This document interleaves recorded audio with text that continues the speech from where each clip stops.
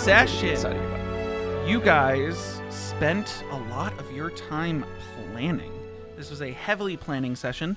You guys decided to splinter off into little groups that you were going to go into to try to sabotage the cult of Baraxis, take them down from the inside, so that you guys had to do as little fighting as possible on your way out to stop the cult completely.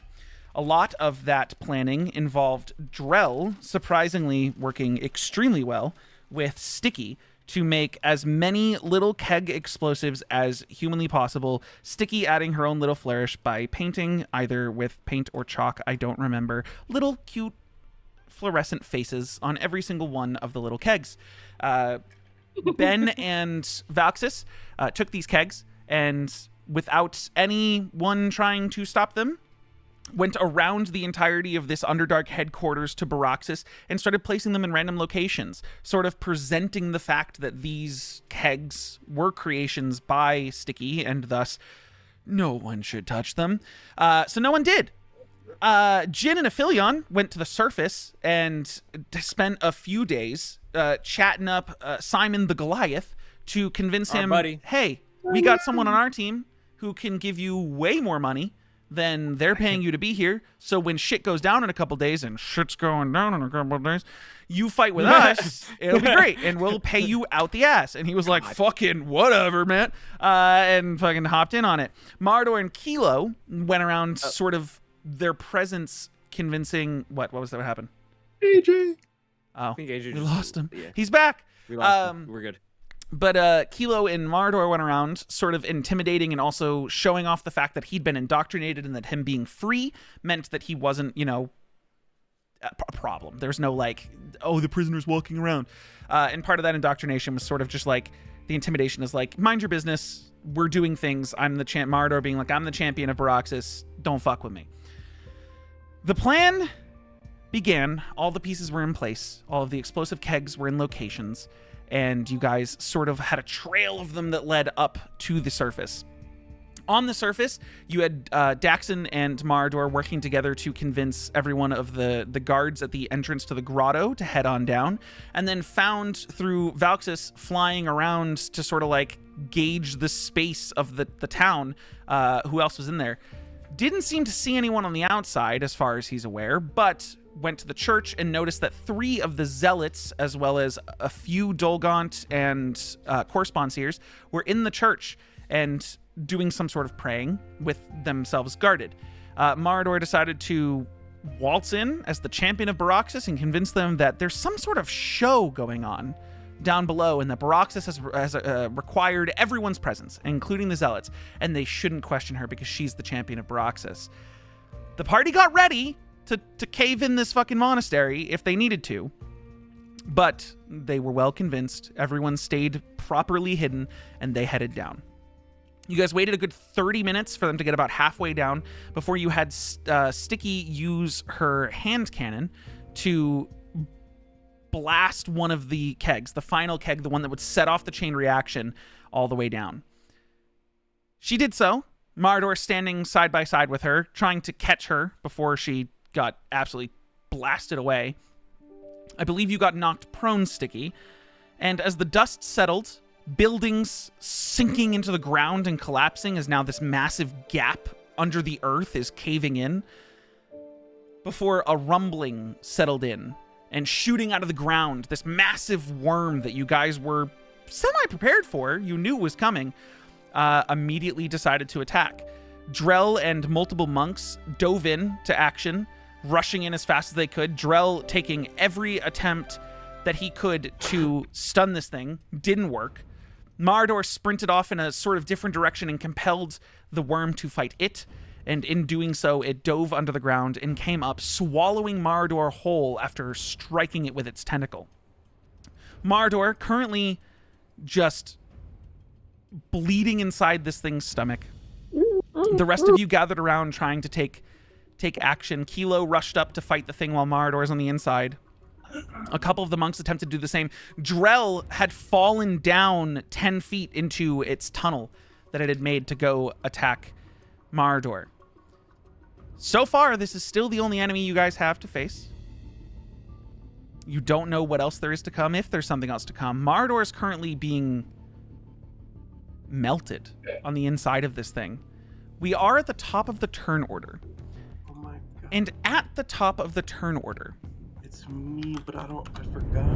I need to specifically ask anyone with a passive perception of 15 or higher to make an active perception check. I completely forgot the Perception. only things I need open. Ooh, that's No. a 2. Fuck, I have 12. I have 11. Okay, so what is it if you have an A active... passive perception. On the left, you should have passive perception, investigation, and insight. If you have a passive perception of higher than 15.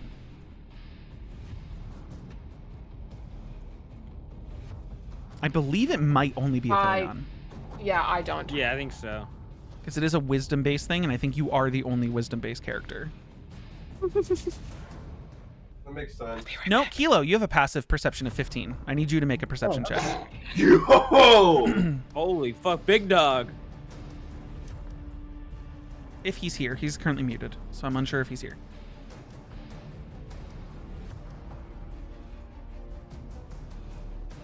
Kelo!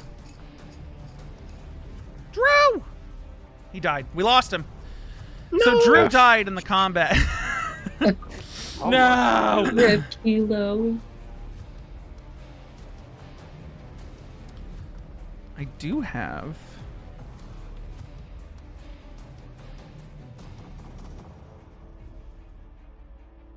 Interesting. Okay, I forgot something that I had planned earlier in this week for you guys.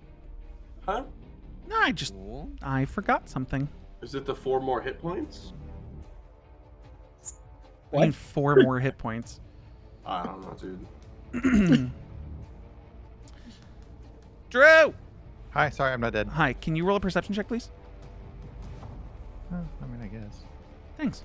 I guess so. Yeah. A 13. Aphelion, Persuaded. Mm-hmm.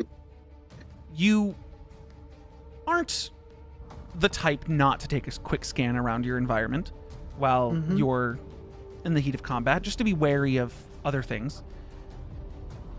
You do a quick scan as everyone is sort of getting themselves together for their next strikes. And you hear a slight buzzing sound, a droning sound. Like a swarm? No, it seems small enough that it's probably from a single source. Just a and it's moving. And in hearing it, you do take a moment to look around.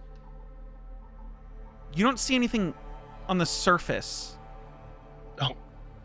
But you take a quick look up.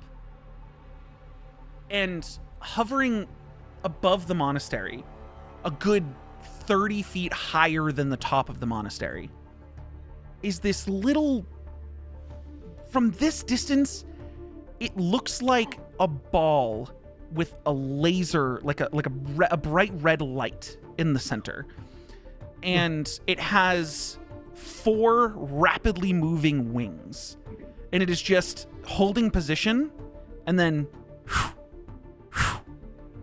just moving into different locations. And it just seems to be watching what's happening. Oh, that's some like fucking like scrying eye bullshit. But top of the turn order, Jin, you are up. This thing has swallowed Mardor. Oh, I'm keeping my 23. I thought I was going back to the one where I'm with Ben. Which one remember was we had a little rolled? error? Fuck. Okay. Oh, The okay. one okay, I okay. rolled, the correct one is on there on my end. It's a 15. Okay, perfect. Then Drell, Yes. you are currently 10 feet below the surface of the earth. Yeah. A good 30 feet ahead of you, all you see... Do you have dark vision? Yeah. You do as a Dragonborn? Yeah, I have the necklace. We Oh, do the this necklace, every right. time. So with your dark vision, you just see the writhing, like, skin of this creature in the distance. I need you to make a perception check, separate from what just happened. Oh, fuck, dude, my banana bread's done. If you need to go get your banana bread, we can take a second. Nah, tell me what's good. I'll fuck it. I'll do it. You can listen while you're gone. It's okay.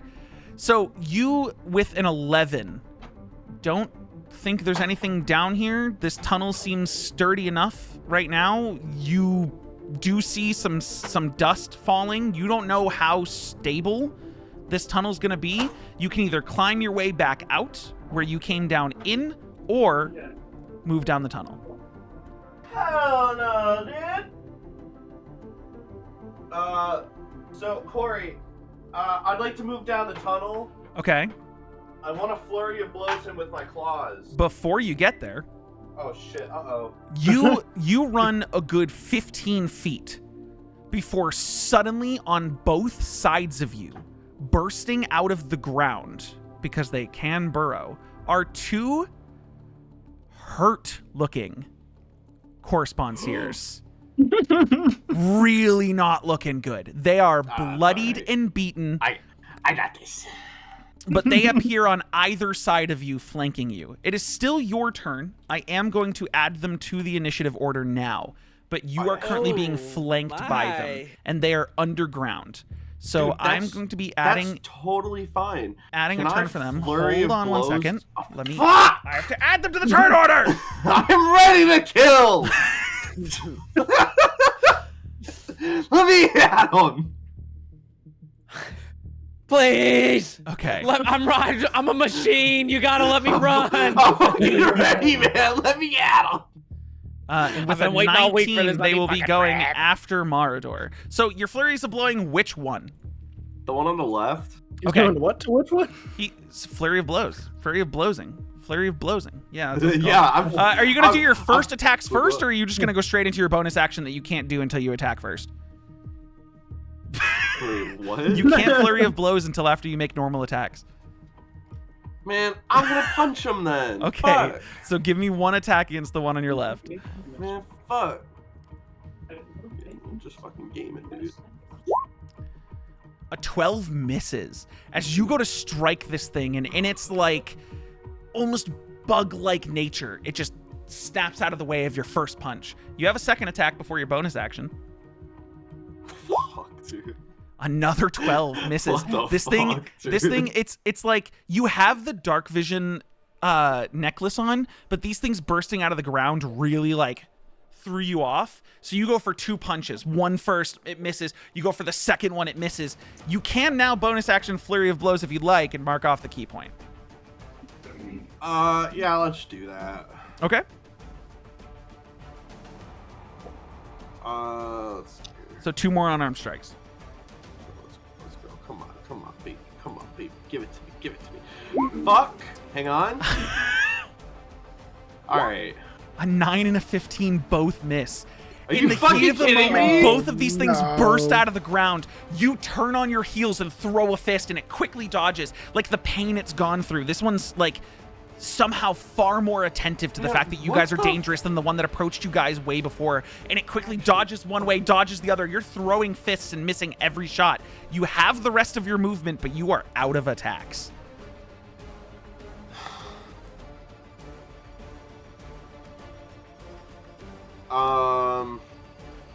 You also do have a free action if you wanted to try to say something or get someone's attention. You are currently 10 feet underground, though, in a tunnel by yourself.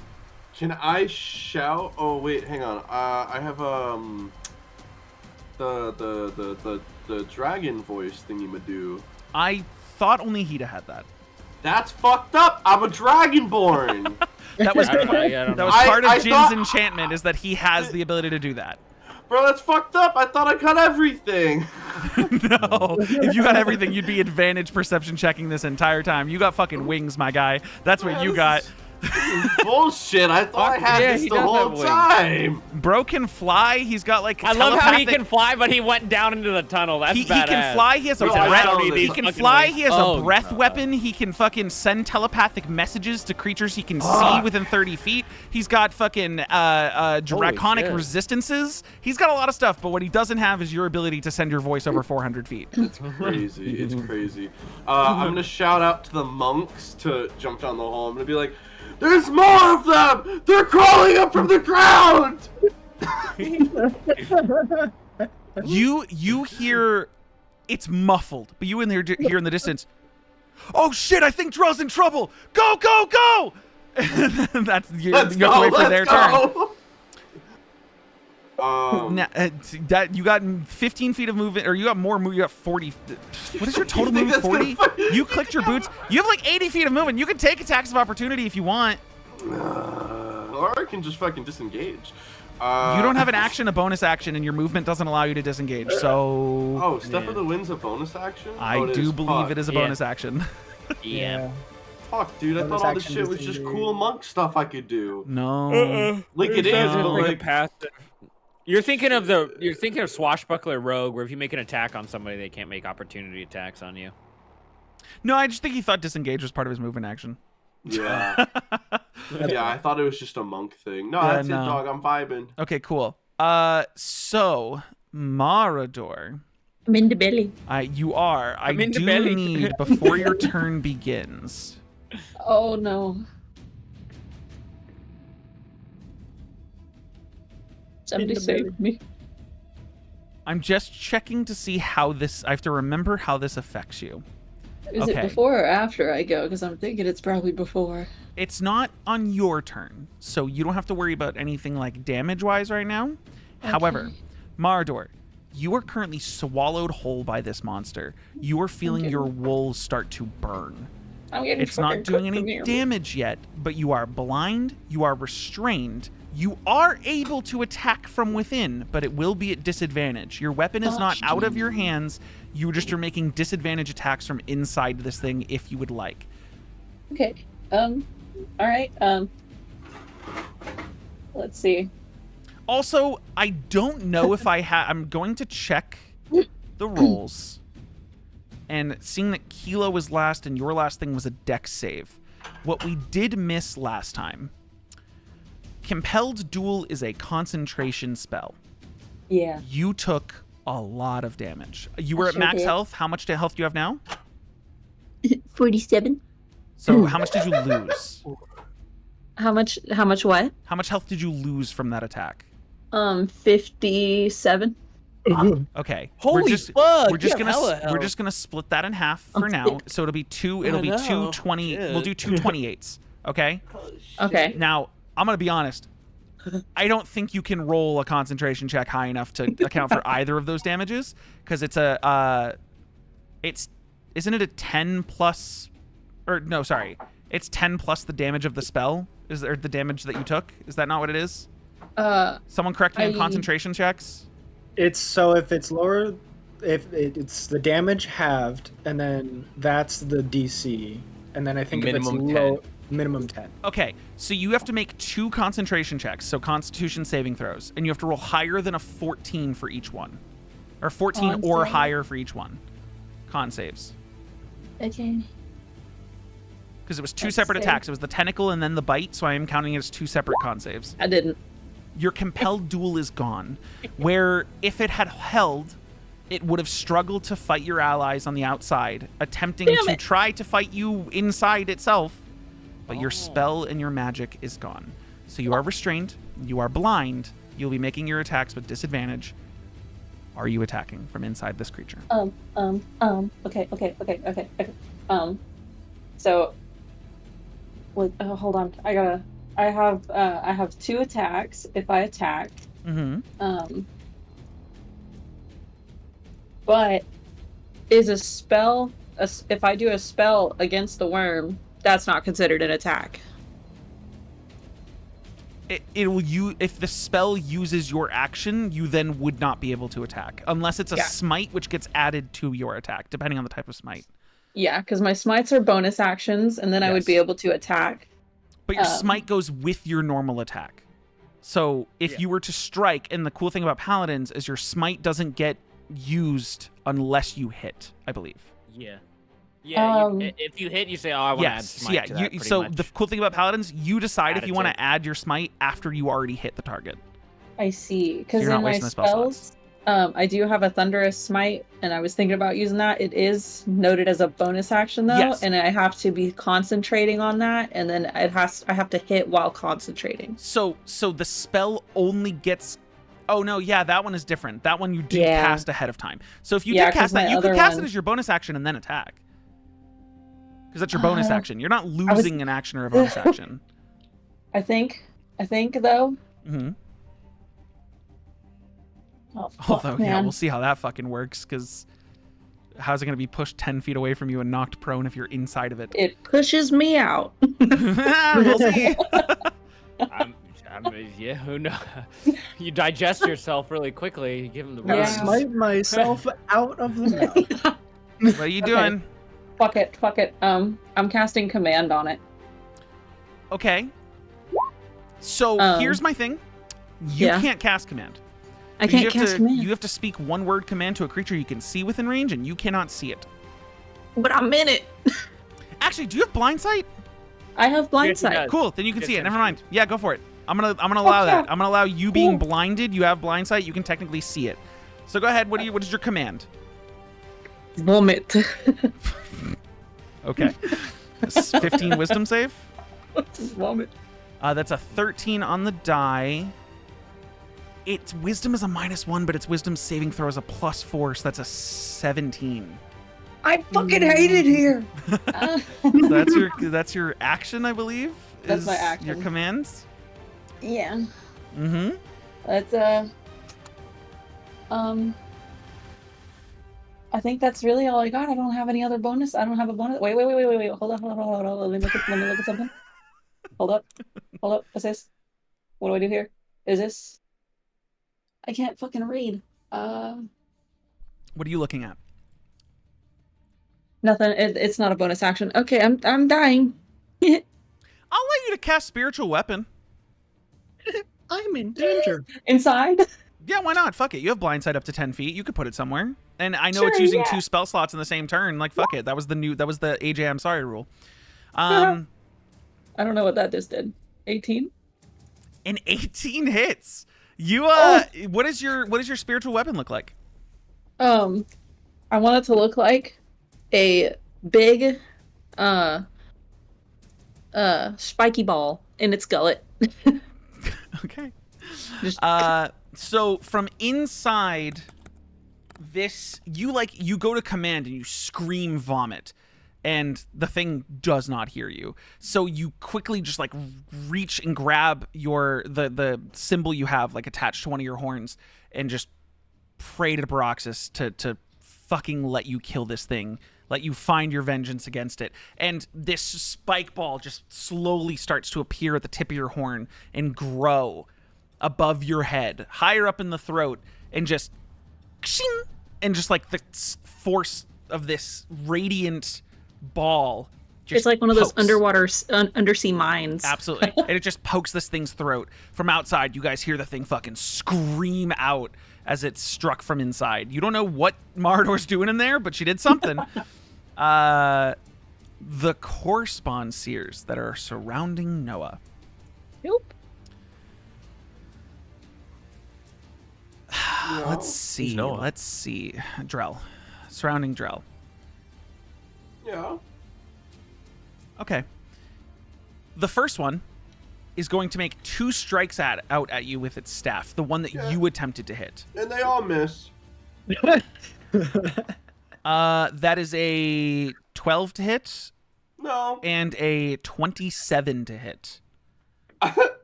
No. You take What the fuck? 9 points of bludgeoning damage Yeah, whatever. plus Oh.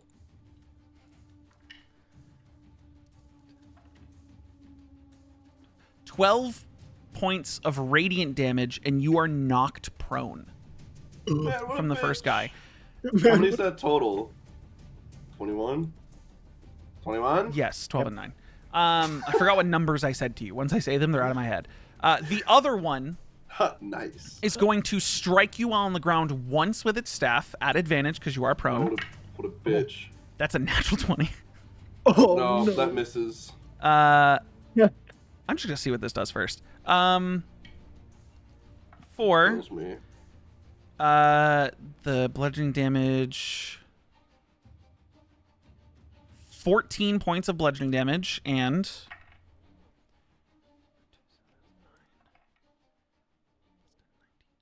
38 points of radiant damage. What the fuck, dude? What the crit- fuck he are they crit. doing? What? He crit. What do you mean? And then he's gonna take his second part of like his attack. He spins the staff around and points it at you. And Twice? bubbling out of the staff is one of those Bro. orbs that fucked you guys up before. That That just just a cool killing surges move. down into your body. I need you to make a wisdom saving throw. I don't know Is about he this gonna one. die Dude. here? I might actually. I might actually die. A 20 succeeds. So you take no damage. You feel this orb just pulse into your body, and there's something about the sapphire dragon energy that's inside you. First of all, are you resistant to psychic damage? Where do I see this? Under your resistances. No, your thunder damage. Okay. But nonetheless, you the Sapphire Dragonborn stuff gave you access to a lot of psionic power. And as this orb like courses through you, you feel like your scales harden and shunt the orb back out. Does not affect you, but you are still prone and on the ground. Bro, this sucks. Send my boys. Send my boys. It is their turn. All three of them are going to jump down. They Good are God. high enough level monks that they can do so without problem. Let's And go. they're going to surround the one that is beside you. Let's go. And these ones are... I have to make sure I have two different types of monk I have to work through.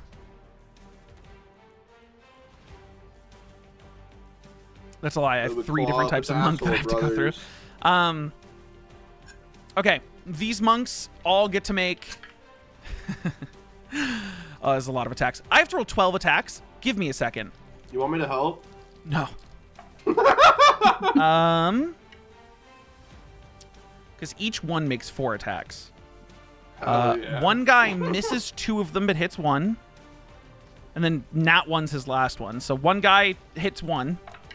Hell yeah, dude. We're killing. 1, things 2, 3. Second guy hits so far 3. Hits 3 out of his. yeah. So that's 4 attacks total. Hit, hit, miss. So one more roll. Hit. So that's 3, 6, 7 attacks from these monks coming out at this creature that all do.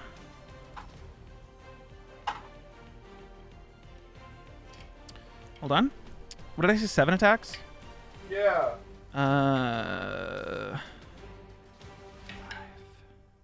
If they don't kill it, I don't know what the fuck you said it looks 23. bad and damaged for. That shit's well and alive.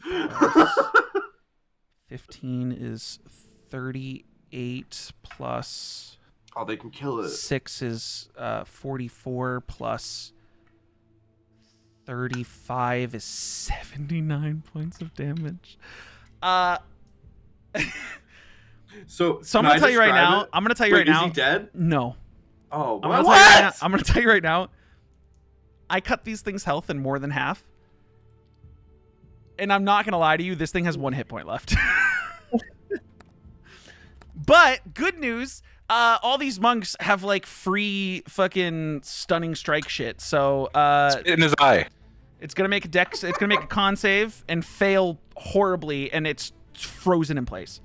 It is unable to move. You watch as they just start throwing punches. It tries to dodge one guy and then gets hit twice by a second guy, and it's just like mangling all the glowing eyes on its body. And suddenly you just see the ichor grouping out of its body yeah. onto the floor. Hell yeah. You're prone. It's starting to like pool up on you as you like push out the Ew. orb. It's disgusting.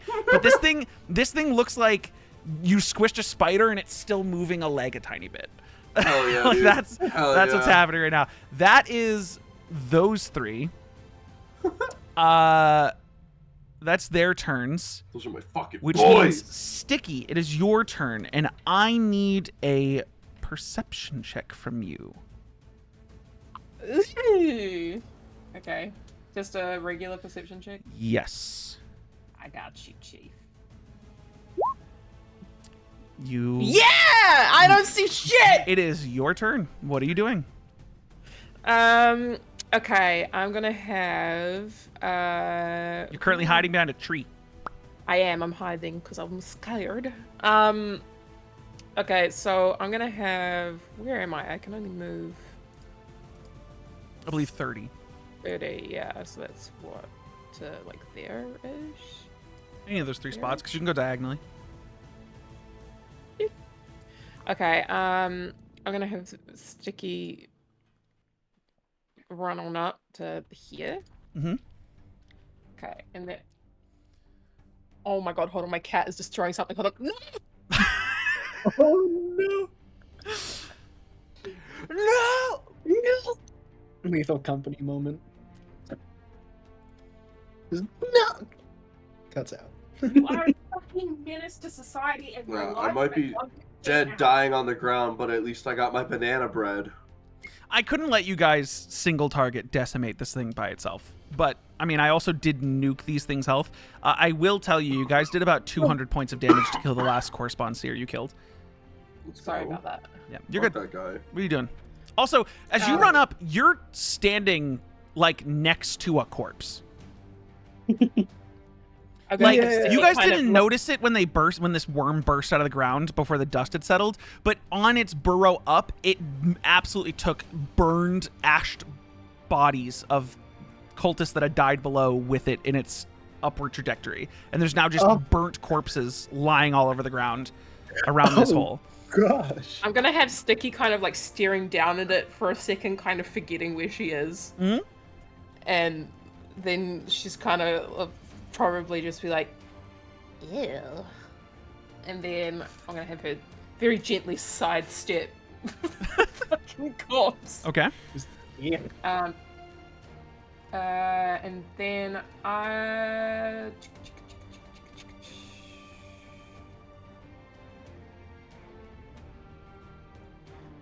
can't do another Eldritch Cannon, but I can. You can summon an Eldritch Cannon. Oh, I can? You can summon it. It will, because you've already used one, your once per long rest is used, but if you wanted to expend a spell slot of 1st level or higher, you can use an action to summon it again. However, it takes an action for you to, I believe, fire it? No, it's a bonus action to fire it. So you could summon it with your action using a spell slot and then fire it if you wanted to. I'm gonna do that. Okay. Are you making, which Eldritch Cannon are you making?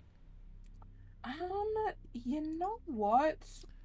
The Flamethrower, the Force Ballista, or the Protector? Ooh. Wait, let me read through this real quick. I need to remember exactly what each one does. Yeah. In quick terms, one of them's Burning Hands, one of them is a single target force damage that goes pretty far, and then one of them gives you temporary hit points. Okay, I'm gonna do force damage one. Okay.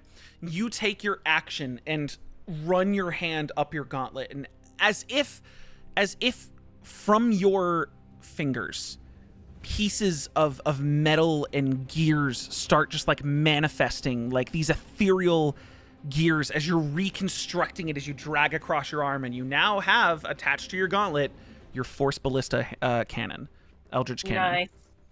Are you making an attack?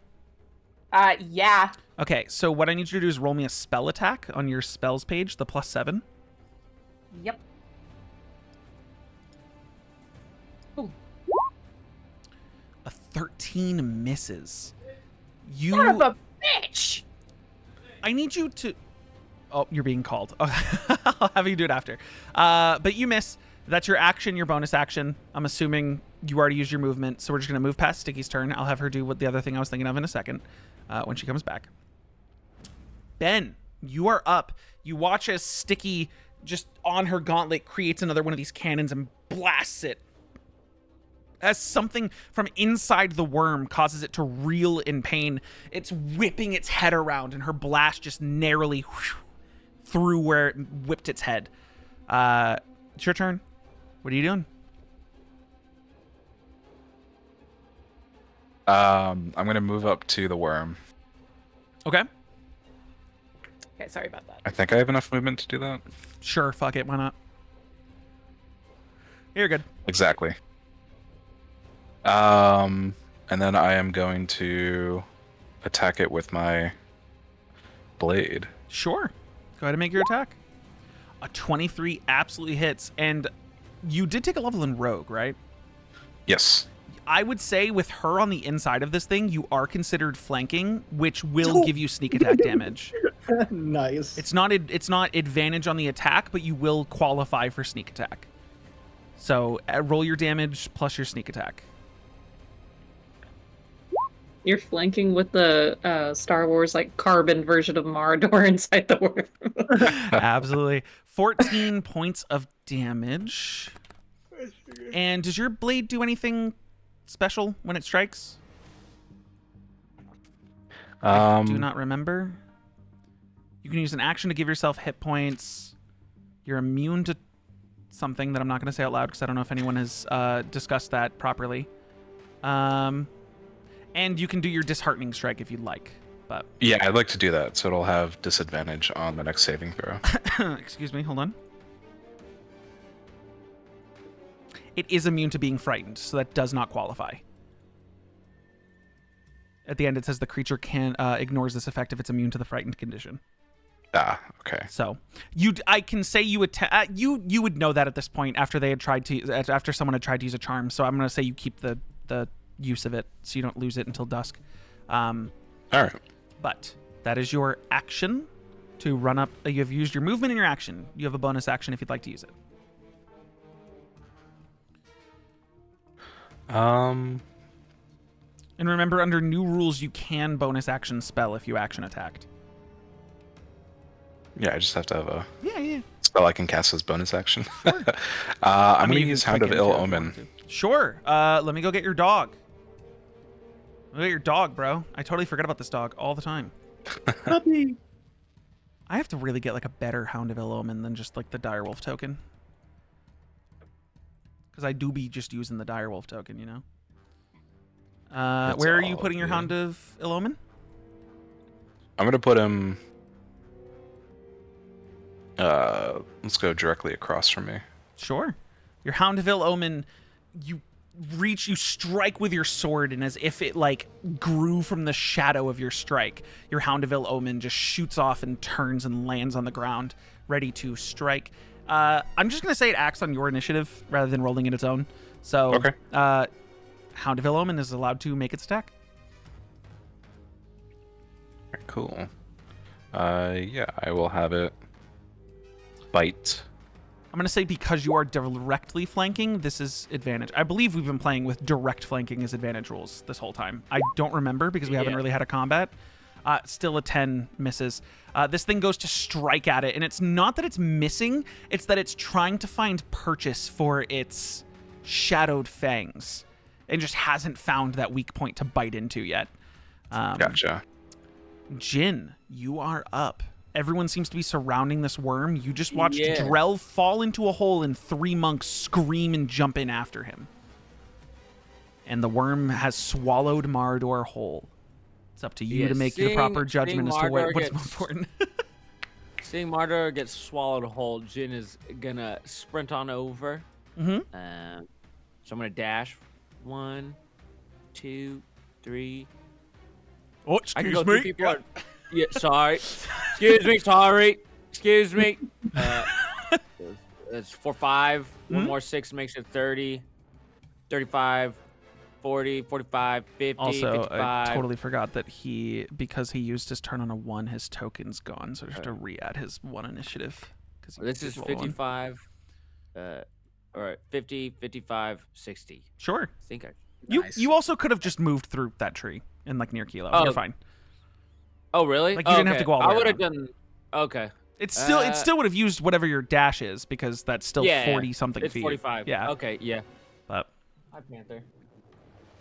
Get out of here, kid. Okay, with my bonus action, I will strike it with just a regular short sword, but it's coated in ice because that's don't my say offhand. regular short sword. Isn't it a dragon something scimitar? No, the dragon have a regular is his main hand. Oh, Yeah, you we have only the have one. sheathed farewell. I see. Yeah, that guy. I'll bring that out if it gets real. I'll bring it out if it gets real. Go ahead and make your All short right. sword attack, and it is lit up with ice. Yeah. Is this considered flanking too? Because she's inside. Or no? You know, I think you're still technically flanking well enough with the Hound of Ill Omen. You're still at like a perfect diagonal. Yeah. I do want to make it so flanking is less one person Just- next to another. I want to make sure it's yeah. direct across so that you're attacking from its Active back. flanking. But Yeah. Yeah. But I'll count this All because the Hound of Ill Omen. So 19, 14. a 19 hits. Roll damage for me. All right. 11 piercing 11. damage plus 2d6s.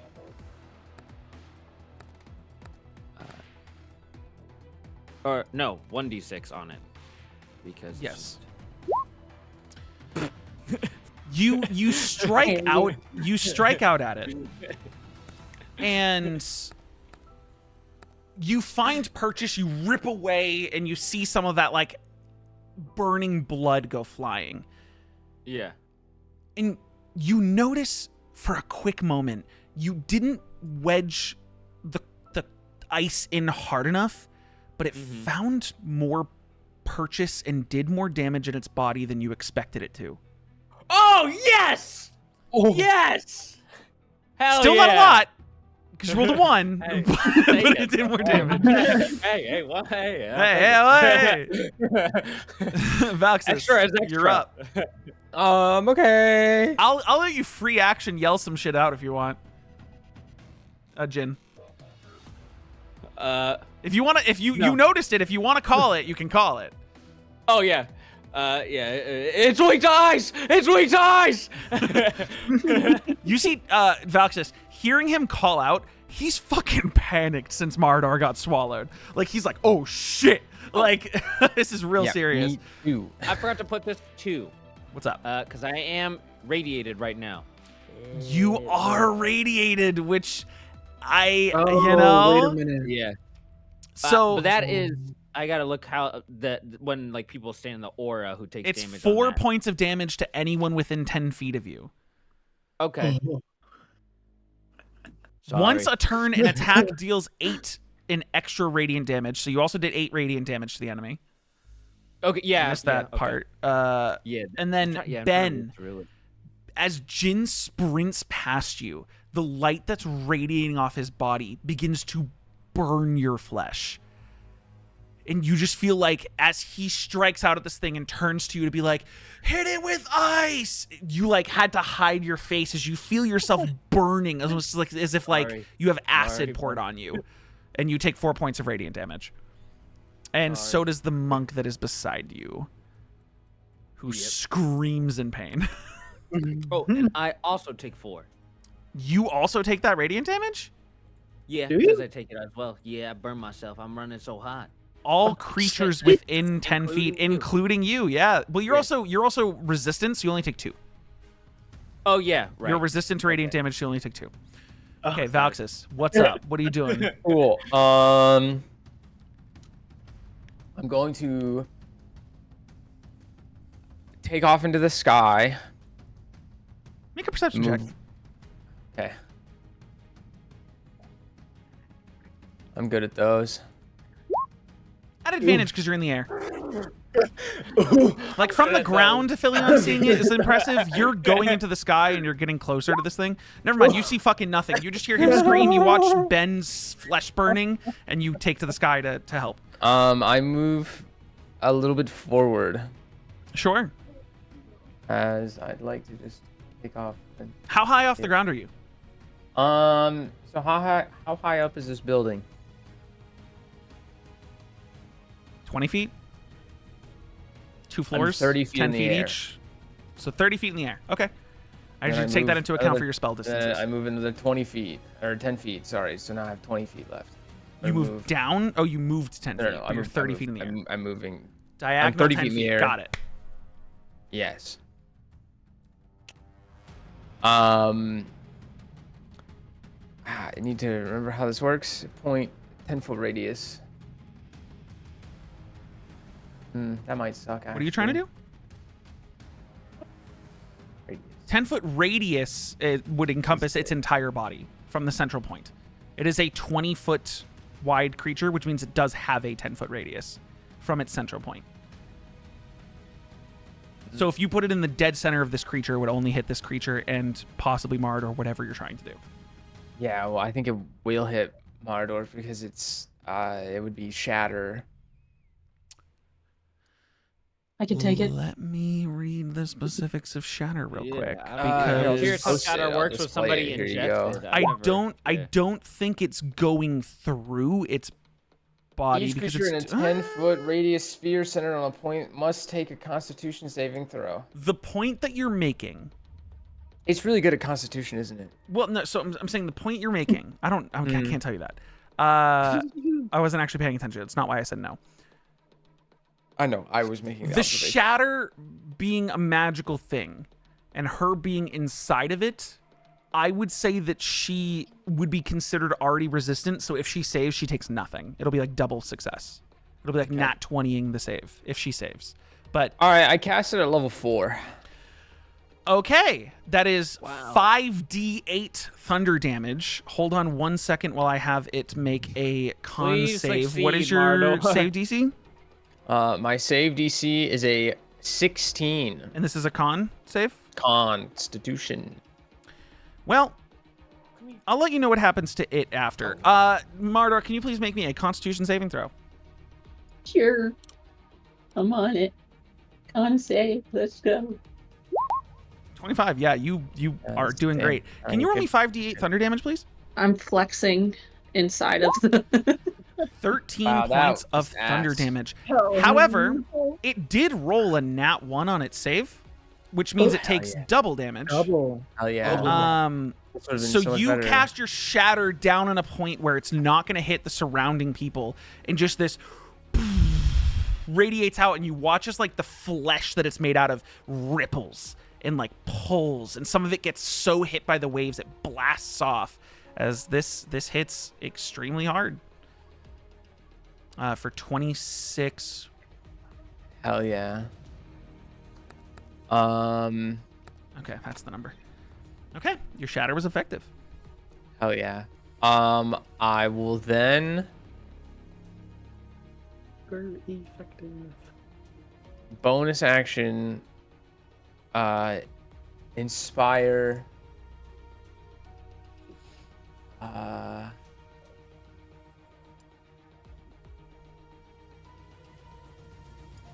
I'm gonna inspire Jin, and I'm gonna I don't know. How far does your Bardic Inspiration reach? It should be 60 feet. You are Yeah, 30 60 feet feet. in the air, 40 feet Damn away, it. Whoa. so out of range. 70. God damn it. Even at a diagonal, I think that's more than 60. You could do a Philion. You could do Sticky. You could do Simon. You could do Kelo. Oh, wait, no, sorry. You said it's 60 feet? Yeah. I can't hit any. Yeah, no, you can't. Well, I would give you a Philion, but that's it. Hypotenuse is 50. Yeah, hypotenuse is much longer. I don't want to fucking do trigonometry right now, but if I did, it'd be too long. All right, I won't do that then. Well, I'll give it to Aphelion. Oh, I hear it. You can You make one more perception check for me. Sure. With an 18, you go to inspire Aphelion. You do your inspiration, and you notice that he's not looking at the enemy. He's staring up into the sky, and you follow his eyes and see this flying ball, wings moving as fast as a hummingbird, just moving around, not engaging, just flying around, getting like different angles of looking down at this fight.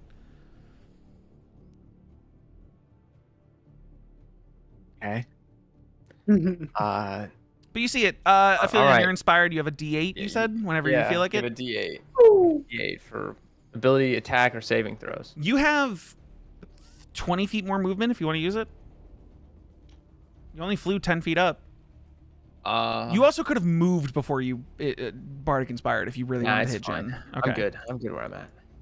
Okay. Is that your turn? That is my turn. The worm.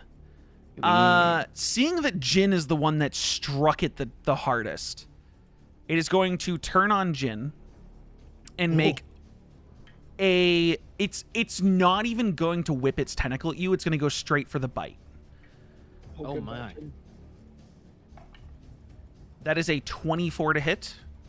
Yeah, hits. Oh no. You are. I need you to make a dexterity saving throw. All right. You got this. 24. It comes down and bites you, but you're able to rip yourself away from its teeth before it's able to like throw you up in the air and swallow you whole. But you take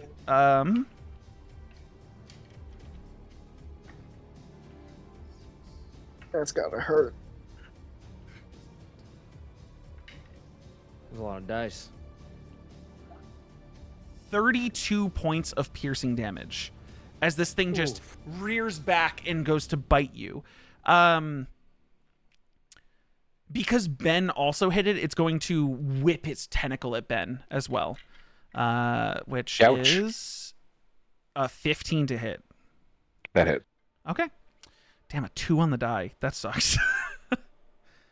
These are in the wrong spot.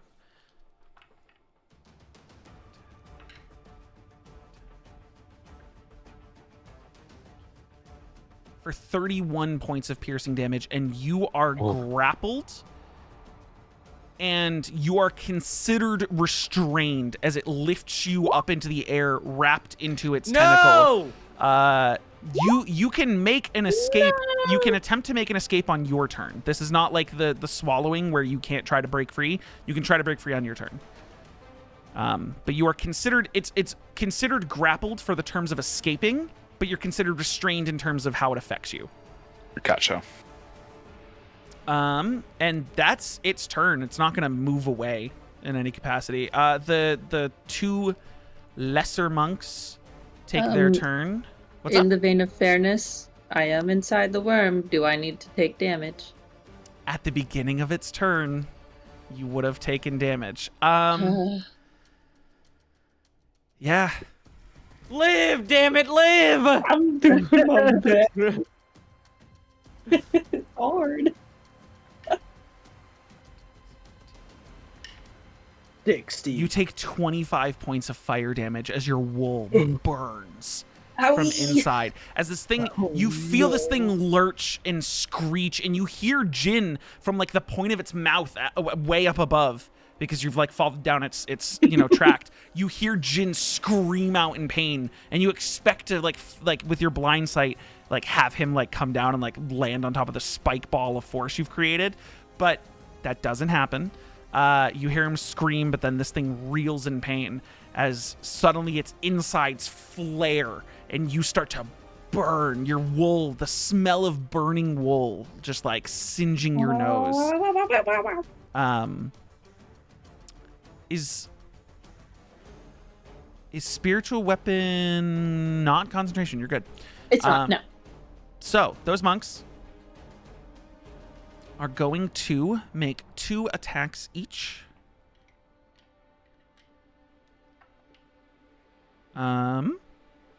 That's 1 hit for one of them.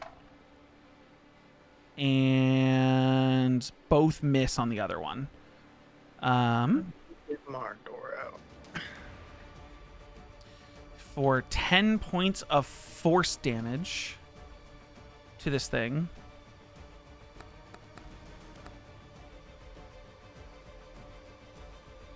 And that is all they can do. Aphelion, you're up. Kelo, you're on deck. Okay. You guys don't know what's happening to Marador on the inside.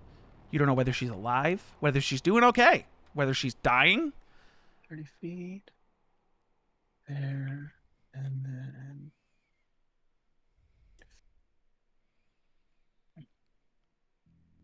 You do still have your Call Lightning active. I see that. I'm which it is doing the extra damage because we did determine it is stormy enough for that to be the case. I also don't know what level you cast it at, but I cast it at 4th level, so it'd be... Yeah, okay. Let's do that. Another call lightning down. So how much is it at 4th level plus the additional for storming skies? So it'll be that much damage once it comes up and stops rolling. Sitting here scrolling. 27 damage with the additional total, and then that's if it fails the DC 17 saving, and then it's half, I think, succeeds. Yeah. Rolled a 19 on the die. It does have a -3 to its dexterity, though. So it is a 16. It takes full damage. 27 points of damage. As just... Mardor, from the inside, you smell your wool burning. You're like being squeezed tight, the spike ball holding open enough of a gap for you to be able to breathe, and then just... And you see like surges of electricity go through the flesh, so you can see for a brief second before you're back to blind sight, as just lightning just courses through this thing's body. Good lord. And let's do bonus action healing word. Bonus action healing word. Let's do 2nd level. Okay. On who? Mark that off on Jin. Okay.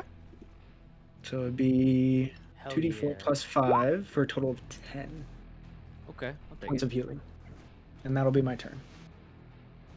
Noah, I keep forgetting that I had your fucking thing on instead of your camera. Is that why you keep turning it off? That's 2 weeks in a row I've done that. But 10 points of healing for you, Jin. Is that that's your whole turn, Aphelion? Yes, that'll be my whole turn. Kelo, you're up. I'd like to rage. Let's go. Okay. Yeah. Okay, this is very It exciting. happened. This is very exciting. I need you to roll me a d20. Yeah. What's You that can one? put it on if What you does it want, do? Corey. I'm just doing dishes right now. A 15. Shit.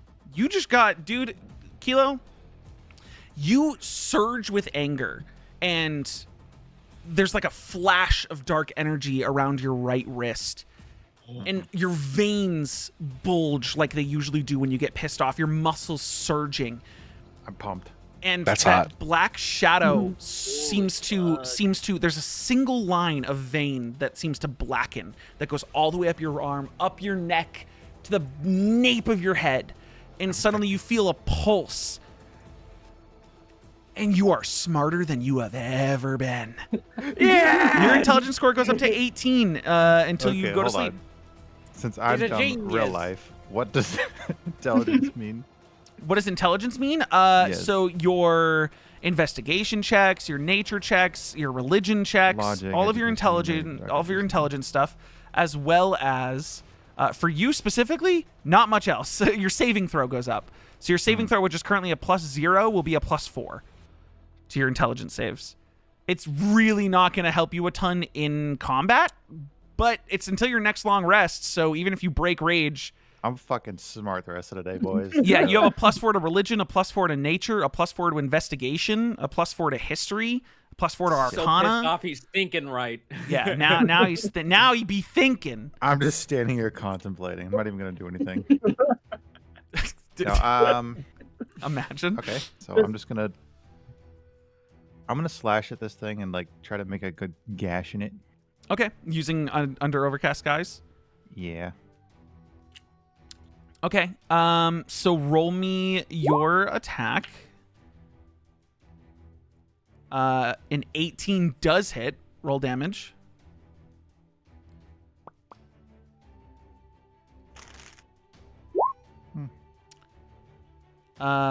Slashing damage. What is the thunder that's getting applied? I don't remember. I know it does lightning as additional. Oh, it's choosing lightning or thunder. So are you doing lightning or thunder normally? I'm gonna need this is for future attacks too. Okay, so lightning. I got 6 of those. Wow. And it's raining too. That would be for you So- to gain 2. It has 2 max charge. You haven't used any charges, but the charges would require you to use an action to do so. Sick. You could use a bonus action to teleport, but yeah, that's your first attack for a total of 16 damage, not 18, because you're not getting the thunder damage. I want to hit the same spot. I'm gonna make plus an 2 for your rage, so that is 18 damage. Hold on. Okay, sorry. So you're hitting the same spot again? Try to hit the same spot and make an opening. Sure. Go for another strike. That'll do. 22 hits. That'll do. Roll damage. Yeah. 9. 9 plus 6 is 15, plus an additional 2 is 17. Tasty. Math. Okay. Kelo. It's not that you're boring a hole for it, but as you rage, this black vein goes to your brain and you strike. Make an Arcana check for me. This is with an additional +4 to your normal. So that's a 21. In this moment, it's like that surge of black energy that has gone to your brain. Suddenly, you feel like you have Jin's knowledge, or if not more, of this creature. As you're like looking it up and down and analyzing it in this moment, you strike once, knowing full well that if you do enough to hurt this thing in a single set of swings, that this thing's not going to be able to keep Marador down. And you go in and strike a second time with this blade, lightning crashing through it. As it freezes for a moment, its body seems to like shrink. Oh. It's not shrinking, it's coiling before just... And Marador gets shunted out onto the ground. Marador, you and your spike ball, you go through your spike ball. It doesn't hurt you. It's still inside. But you come shunting out. You land on the ground. You guys see Marador hit the ground covered in like this I'm steaming. blood red ichor. Her wool just blackened with burns like through to her flesh. She has like her parts of her horn have ash on them, and she is not doing good. Sticky in the distance, both hands up, just going, yeah, murder! Okay, And in fairness, because I did just open the page of the monster back up, it does have to make a save to determine whether it vomits you up, but it's a really high save. It did roll a 3 on the die, and its constitution save is only a +10, so it failed. So you did get vomited up. You are considered prone. Take a nap right here. Yeah, you're just on the ground and prone. Kelo, you used your actions and your bonus actions. You have your movement if you'd like to use them. I think that's about it. Cool. Simon, the now transformed were polar bear, watches all this go down and is like, what the fuck did I sign up for? And he just goes bounding in. He has a movement speed of 30 feet, so I don't know. I mean, he can move 5, 10, 15, 20, 25, 30. He can get to 5, 10, 15, 20, 25, 30. He can get to there. Give me a lift! He doesn't have reach. Not So even with the spear? no, it's just a wielded blade. It doesn't have like, it's not like a glaive. It's not like it reaches out from his body. Yeah.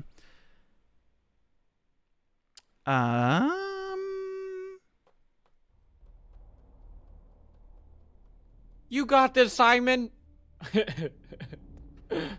Go, Simon. Yeah, no,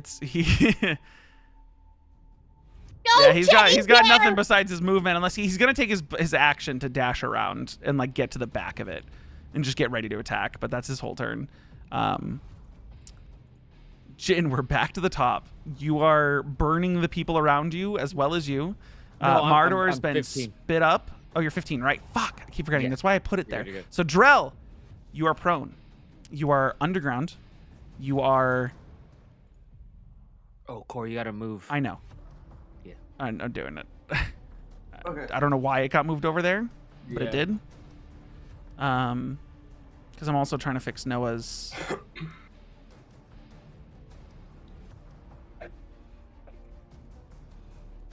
Noah's camera. But yeah, so Drell, you are currently prone. You are surrounded, but one guy to your side is stunned. You have 3 monks attacking the stunned guy. Is it an action to stand up? It is half of your movement. Is half of my movement. Yes, it'll use half of your movement to stand up. Corey, hear me out, dog. Would you let me just like use my claws to stand up on this fucker's head or something? Are you trying to get a statistical bonus by standing on its head, or is this just for flavor? It's just for flavor, and I hope it kills it. This tunnel's only 10 feet high. You're a 6 to 7 foot, so you're a 6 foot tall dragonborn. This thing is also around your height. You could not stand at your full height on top of its head. Also, it's a bug. I thought we were both prone. You said stand up on its head. Nothing else is prone. It's stunned. The one that the monks are attacking is stunned. It's held in place. The one on your other side is standing tall with a staff in its hand. Oh. Yeah. Well, I'll just get up and I'll just punch this guy once. I'll just take him out of the game. Sure, advantage strike because it is stunned. I'll just take him out of the game.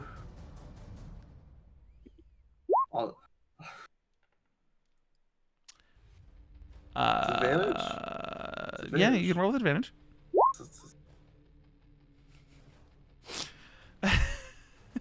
Hold on. Yo, so hear me out, dog. I'm Don't gonna hit. step. It's crazy.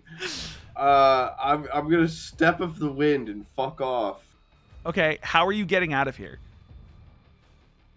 I'm gonna do like hang on, where's the ruler? You do have a second attack for free as part of your normal action. Yeah, sure. Let me punch him before I step of the wind out of here. I'm gonna fucking kill myself. Is this also at advantage? Yeah, it's stunned. Great. So good. Oh my god! Get me out of here! You like stand up, you're dazed as you're like trying to catch your bearings, and you like knowing this thing dodged all of your attacks before, not realizing that the monks have stunned it and still having like that orb like essence coming out of you. You're like dizzy, and you go to like strike where you think it's gonna move when it dodges you, and you just hit air and then hit air and then realize, fuck, it's not moving. Shit. I've already used my key point. I'm step sure, of step of the wind. winding. You have your full movement plus a full dash. Step of the wind. Is it just disengaging, or does it give you another full movement? It's disengage or dash. Or dash, right? Yeah. It's Okay. one or the other. Yeah. Okay, so you have your full 40 or your 90 feet of movement, I believe, because you're still tapped. Let's see. I'm gonna go. What's your climbing over... speed? What the fuck? What the fuck? Where do I find that? What's climbing speed? While climbing or swimming, each foot of movement costs 1 extra, so it costs double movement for you to try to climb. Sure. So yeah, you move 15 feet out towards the original hole that you can now look up, and it's about 10 feet up. It's 10 feet up, so then I climb 10 feet up. So you've used 35 feet of your movement plus another 45 from the fact that you stood up from prone, so you have 10 more feet of movement. I crawl to here. You hear... I fucking claw my way out of the hole. You hear one of the monks down below go, What the fuck? Wait, hold on! Don't leave us with them! As you run away. I can't hit them! They're feeling real betrayed. I can't hit them! Mardor, you are prone, you are in pain, you are out of the worm. I am standing up. Okay. And everybody within 10 feet of Marador, as she stands up, just feels the aura of protection that she has. Yeah.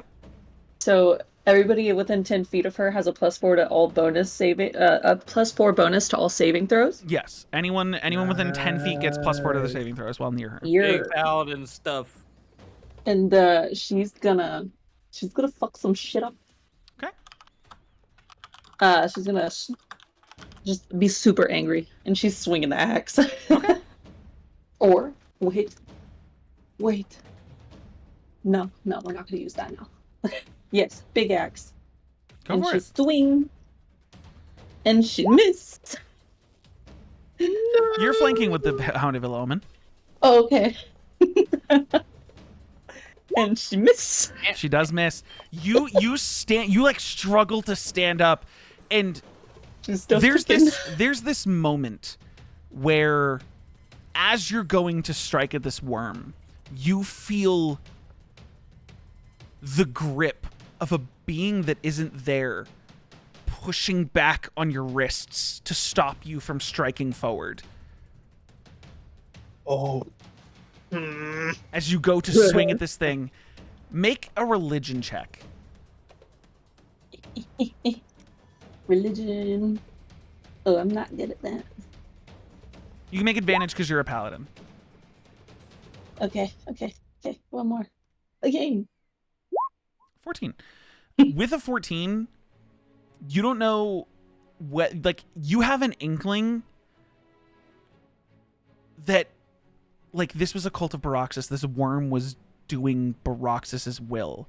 And while he is a god of vengeance who wants you to find your vengeance, he doesn't believe that your vengeance involves fucking his other shit up.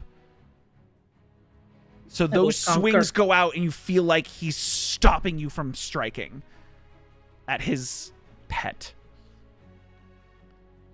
Nice little flavor for your misses. She's gonna stop swinging then, and she's gonna just lay on hands herself. Sure. And that means she's gonna give herself about 30 points. Sure. Yeah. It's just an amount of health, right? Yeah. Yeah. Go ahead. Use all your lay on hands. It's not all of it. Some of it, you know. The stun from those monks. I need to check until the end of the monk's next turn. So the stunned Correspawn Seer can't do shit. The other one is going to throw 2 orbs at 2 of the monks. None of you guys see this, but I'm just going to tell you what's happening anyways. Actually, Drell, you could probably see enough into the tunnel. Like, from up here, because you, like, crawled up and, like, turned around to yell back for them. This, one of the you just see the orbs come flying out towards the other monks. They have to make... Oh, no, dudes. Guys, watch out! You're better than this! Screamed for their help and then ran away in fear. Yeah, this just fucked me up. Come on, D&D Beyond, don't fuck me now. They have to make wisdom saving throws. That is a fail and a fail. Oh, God. As they both take 5d10 points of psychic damage. Oh, my God. That is... Man, they were right. I shouldn't have left them down there, but I would have died, too. As each of them takes 34 points of psychic damage. Yeah, that's crazy. And are both blinded as these orbs just and they hit to the 2 on the sides. The one in the middle, like, confused, looks back up at you and then looks back at his friends as they're just, like, grabbing their heads, blood pouring out of their ears, and when they open their eyes, they're blacked out. And they're screaming in pain. Oh my God.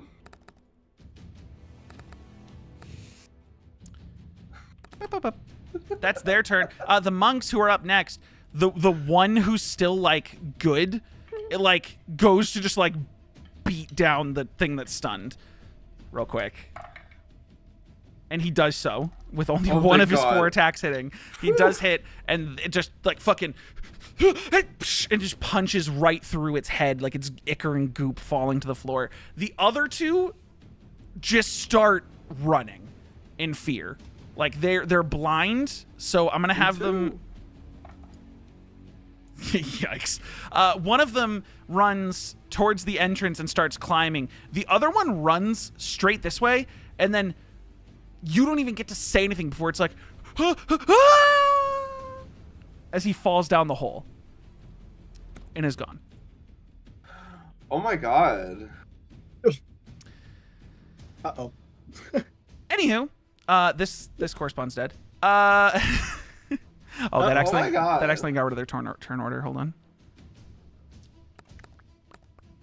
on. Sticky, you're up. Hell yeah. Marador has been spit out. She stood up. She tried to make some strikes. Couldn't do so.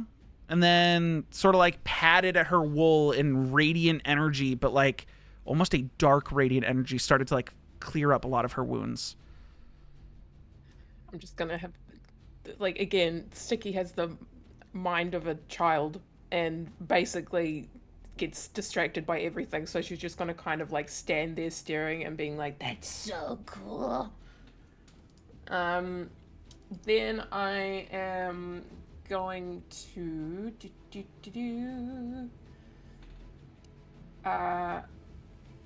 I'm going to run closer to the thingy. Mm-hmm. How close? That's exactly what I'm trying to figure out. She's gonna move. Low ruler? There we go. Okay. Sure. She's gonna move to here, or was that in the hole? If I move her there. Difficult terrain as soon as you get to that edge, so that would be your full movement if you were to get to that left spot. Okay. In which case, burning tree, not actually burning. You won't be hurt if you stand on it. Okay, great. It's more like rubble. Just little rubble flares. Move it. Boom. Okay. And then I'm going to have her do Tasha's caustic brew. Okay. I do need to see something super quick. First of all, what level? Let's do.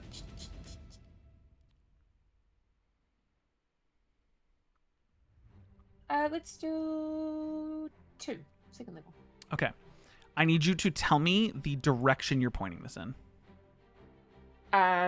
Okay. Just point to, you have 30 feet, point to a square. It shoots out 30 feet. Bleh. Okay, just in that direction.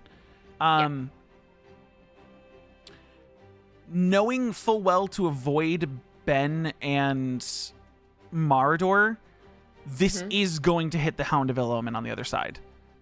Oh. But you wouldn't know that. You're just casting a stream of acid. Because it is 5 feet wide. So it's like, it's got to be a beam. But you're not, I'm just making it clear you're not hitting Ben and Mardor. Even though, like, I feel like normally, since it's 5 feet wide, it would hit them. I'm giving you the benefit of the doubt. But a second level one. This is a dexterity saving throw, DC 15. He rolled a 5. The Hound of Ill-Omen rolled a 2. So the Hound of Ill-Omen's going to die, because I think it only has 1 health. Right, AJ? Oh, no!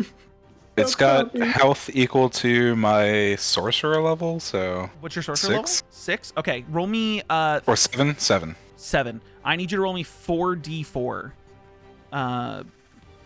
Sticky. 4d4 acid damage. If it goes over 7, the Hound is gone. Max damage.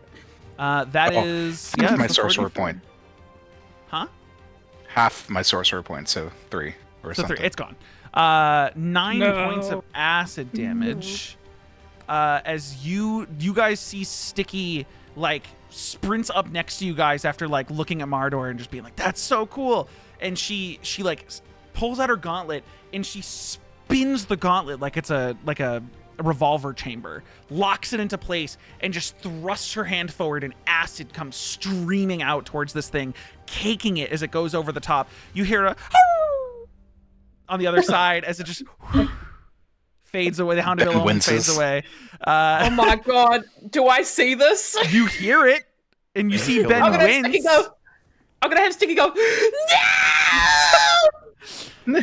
I'm sorry! Actually, hold on. The dog's gonna die, but it's not gonna die yet, because that damage is only dealt at the beginning of the creature's turn that is covered in the acid. Oh.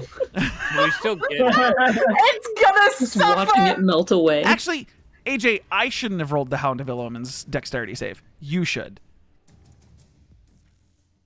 Does your Hound of Ill-Omen have a stat block? Yes. Roll me a dexterity saving throw for it. It's gonna make it. A 17! No, it's good! The Hound of Ill-Omen, like, moves out of the way. In the heat of the moment, Ben, as someone who sees visions of time and like different and like sort of different lives. There is a world in which that Hound of Ill-Omen dies and Sticky breaks down, bawling her eyes out, and this fight goes to shit. But for a moment, you just flick your hand and the shadow of the Ill-Omen just leaps out of the way, looks over at Sticky and then is smiling. Great. But it's good. The Hound of Ill-Omen's fine. Sorry, friend. Totally fine. So that 9 damage is not going to be taken by the worm until its turn, and it will take it on subsequent turns for the entire minute that you are concentrating. Cool. But yeah, or it can use its action to scrape the acid off if it wants to. Well, don't do that. Is that your whole turn? You have your bonus action, which... Yeah, I'm gonna have the cannon go again. This will be a disadvantage attack because it is a ranged attack in melee range. So just roll it at disadvantage, take the lowest. Okay. Well, wait.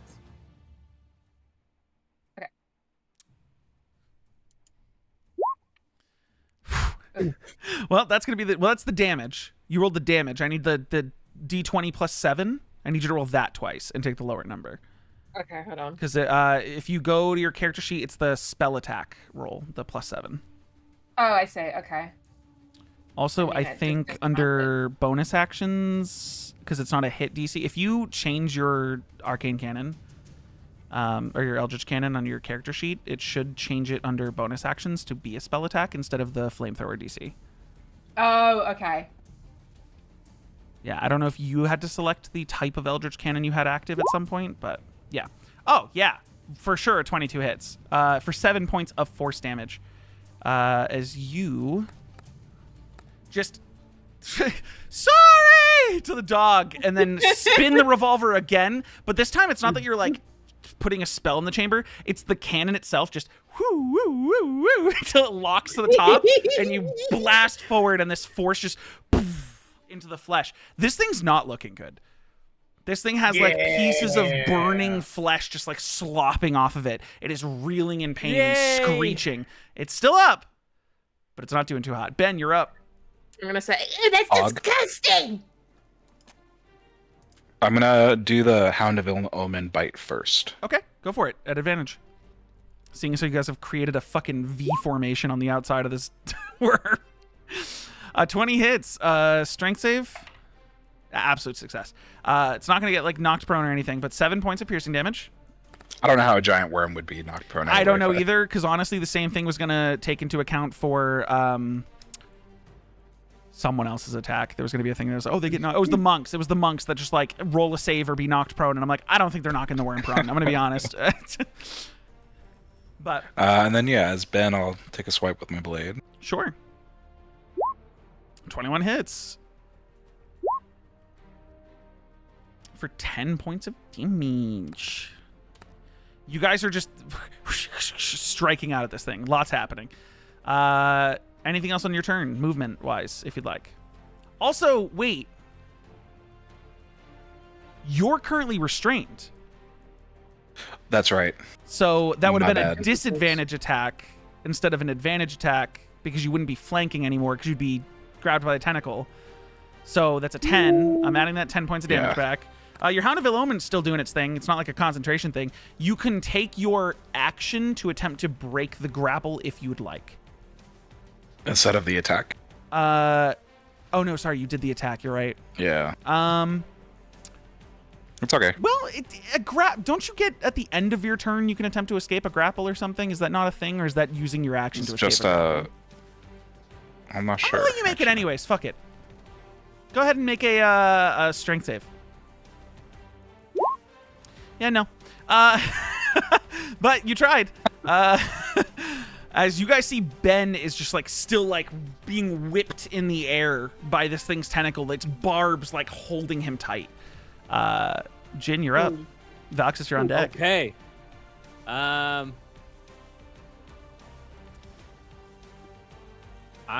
don't really have too much to do other than just slash into him. Really. Sure. Actually, Corey. What's up? Since I did take the attack, I can teleport with the blade. Even if you miss? Yeah, whenever I take an action with it. Is that on the blade itself, or is that something else? Oh, that might be the crystal. Not Oh, I have disagreeing. to I just wait. need to Meta check. magic. When you use a meta magic option on a spell while you're holding the shard, after you I cast thought the spell, blade you also can had it. teleport. The blade has the gem attached to it, so that the blade is what you can use as your spellcasting focus. But that doesn't mean that the blade's attacks get you the ability to teleport. Okay, my bad. So it's when you Carry use a on, meta Jin. magic option on a spell. But good to know for future stuff, because I totally forgot that Astral Shard existed, and I keep forgetting because it's been way too long. But Jin, you're slashing. What are you slashing with? The dragon scimitar this time. Dope. I'm Give me those guessing attacks. advantage with the dog. Yeah. 13 on the first one, 20 on the next one. 20 hits. Okay, I'm just gonna do the next sword too. Yeah, we're gonna do all the damage at once. Okay, that's the first attack. So the first one hits, and I gotta do the next one. 23. Okay, 12, so give me hits. 2 things of damage. Okay. Do I hit the pink right to make it work? Hit the pink on the 20 and the 23. Okay. Did it roll? It did one of them. Wait, I'm not. Oh, I see the damage. Okay. Okay, and then the 23. Okay. Now. And then Hold I on. have to do the d6 of the stirring plus the ice. No. I need you to do this. There's a very specific way I need you to do this. Hold on. Okay.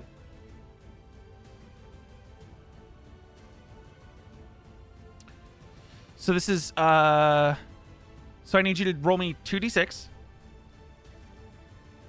And this is thunder damage. Okay.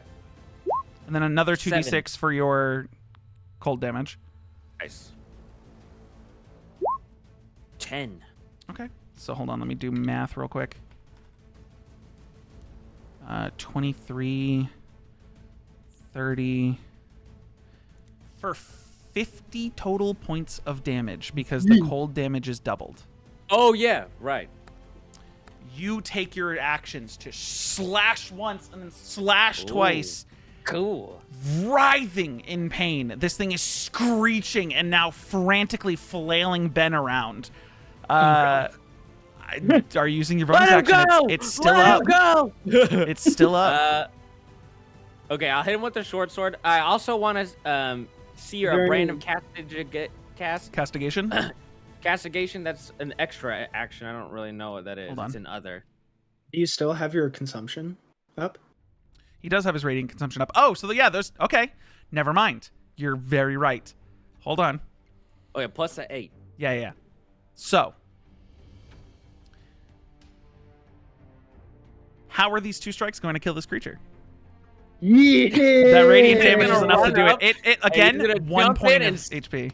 He's gonna stab into its size and just fucking just like unzip its fucking guts. You guys watch as Jin, still radiating this fucking bright, just divine energy, takes a step back, throws his, like, I'm gonna say you throw your normal short sword to the ground, Yeah. grab your dragon scimitar with both hands, just sprint, leap, and just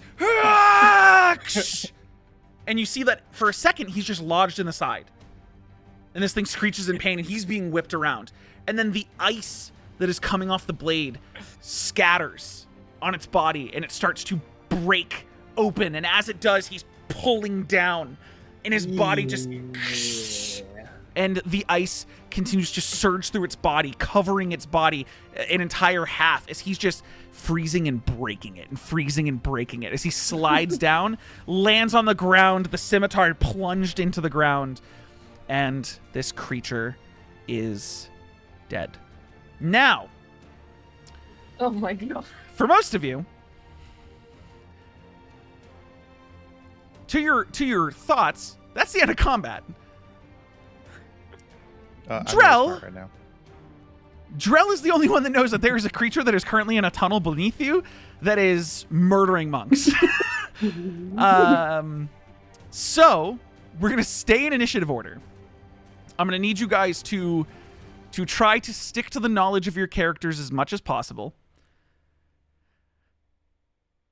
Then with the bonus action I have remaining, Jin will relax and the radiant consumption will drop after that. Okay, I will say the radiant consumption, just because ending it, I'm gonna have it be like, it's still gonna hit the people within 10 feet of you. Yeah, and then be gone. that's fine. Yeah, so yeah. Ben, you are now not restrained. But Ben, you take 4 points of radiant damage. Sticky, you take 4 points of radiant damage. Mardor, you take 4 points of radiant damage. And that other monk who is just standing beside you, Jin, is just like, really? Really? I'm just really pumped. I'm sorry. Now, I know Noah's not at his computer right now. While we're in initiative order, I need everyone who's not Drell to make a perception check for me. Perception. Okay. Perception. Let's go. 9. Kelo, Aphelion, and Voxus. You guys believe, with everyone else, that the fight's over. The swarm is dead. You guys had convinced everything else to go underground. And that's what most of you believe. Except for you three. Turn to take a quick look around and make sure everyone's okay. And Drell is currently prone on the ground, like looking into the hole, as you see one of the monks like scrambling over the top, frantic, their eyes blacked over, blood pouring out of their ears, and he's like yelling to them like, and you three notice that, but the others, Jin, Mardor, Sticky, you guys think we did it. So I'm gonna have Sticky literally like go up and hug like Murder. Yeah. And like wrap her arms around and be like, oh my god, I thought that she would like definitely have goner. Can I just cast It is your Shatter turn. on it? On the worm? No, on the bald man. On the man. He's underground. He's 10 feet underground in a tunnel that you can't see. Oh, okay. I'm saying you guys, Aphelion and Kelo, notice that Drell is currently like at the top of the hole, looking down and in, like horrified at what he's seeing, and there's a monk climbing out of the hole who's got blood pouring out of his ears and his eyes have blacked over. Oh. That's cool shit. There were 3 monks there. You see 1. Oh. So you have your turn. man. You recognize this. What you do with your turn is up to you. I see now.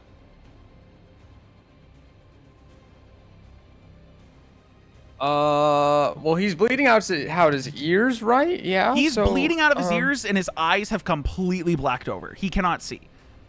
He looks like almost like a bug. Yeah. Well, we'll just give him a little bit of healing. Sure. I don't really got anything for the whole not being able to see thing, but.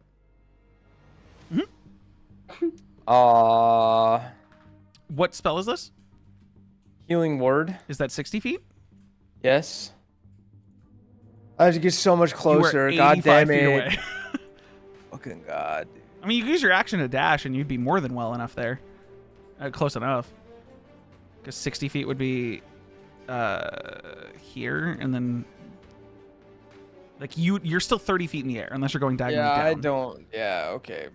This game. Yeah, you can get to. Do you see the thing I'm making? Yeah. Yeah, you can go to there. That's 60 feet moving if you dash, and you still have your bonus action healing word. Sure. Yeah. Okay. Yeah, I'll do sure. that. So roll your healing.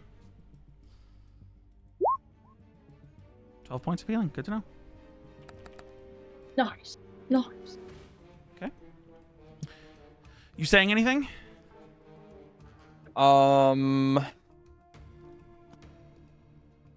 Yeah, I'll yell at Drell. I'll go. Where's the other monks? Drell, I'll give you a free action to say 1 sentence back. In the pit.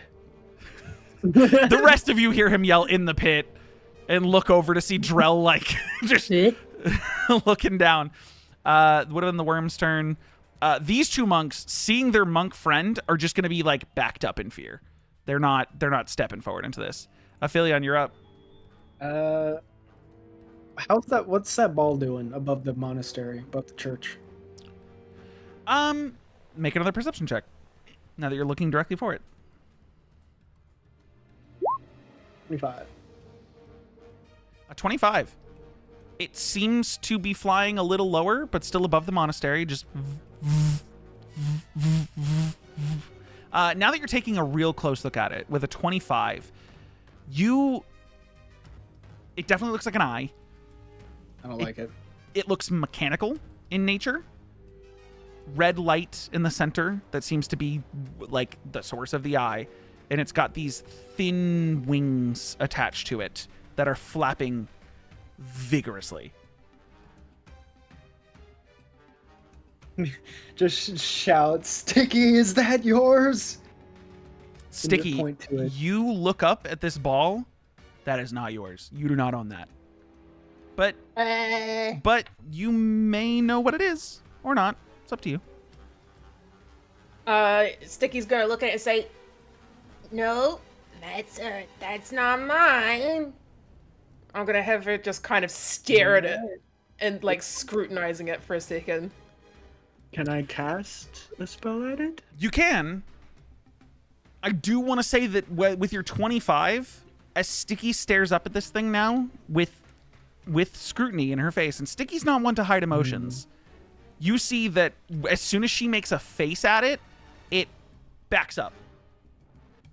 Oh. How far? Just like it's... Make an insight check. Is it out of 120 feet? Yeah. A 12? You know, it could be scared of her. It could be taken aback and offended. It could feel bad. It could just be moving because it's a machine. You don't know. But it just shifts back a couple feet. Hate that thing. I'm going to cast a guiding bolt at it. Okay. I'm gonna have Sticky kind of like suddenly turn away and then go, "Oh, we should go.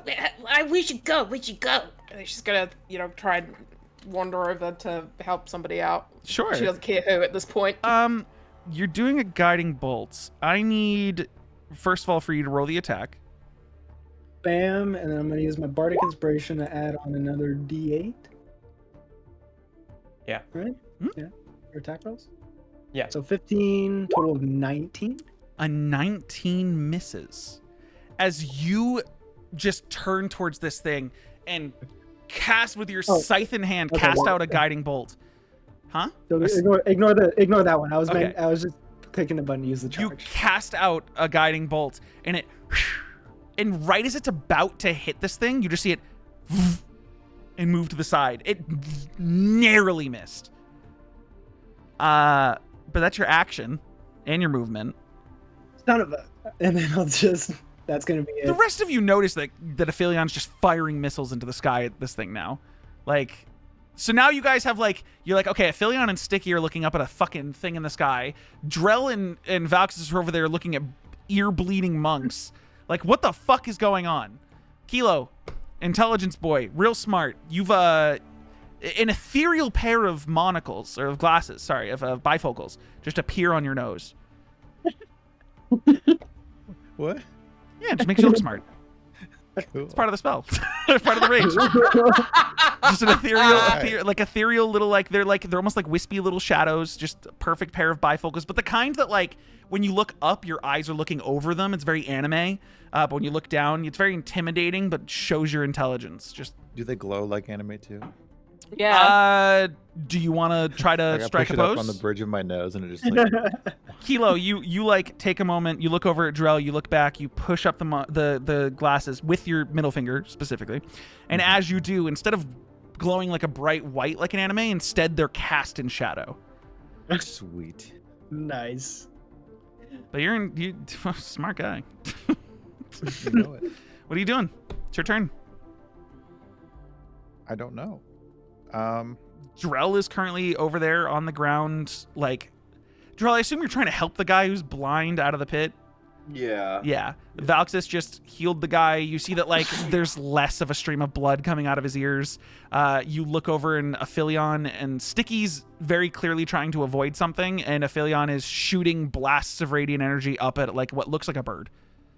So I could tell that this guy is just blinded, or you don't know he's blind, but when you look over in his eyes, including the whites of his eyes, fully black, blacked out, magically blacked out.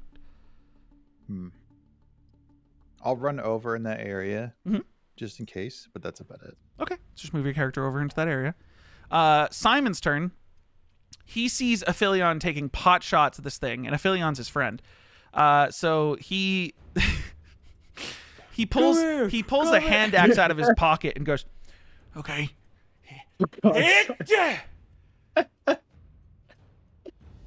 nope."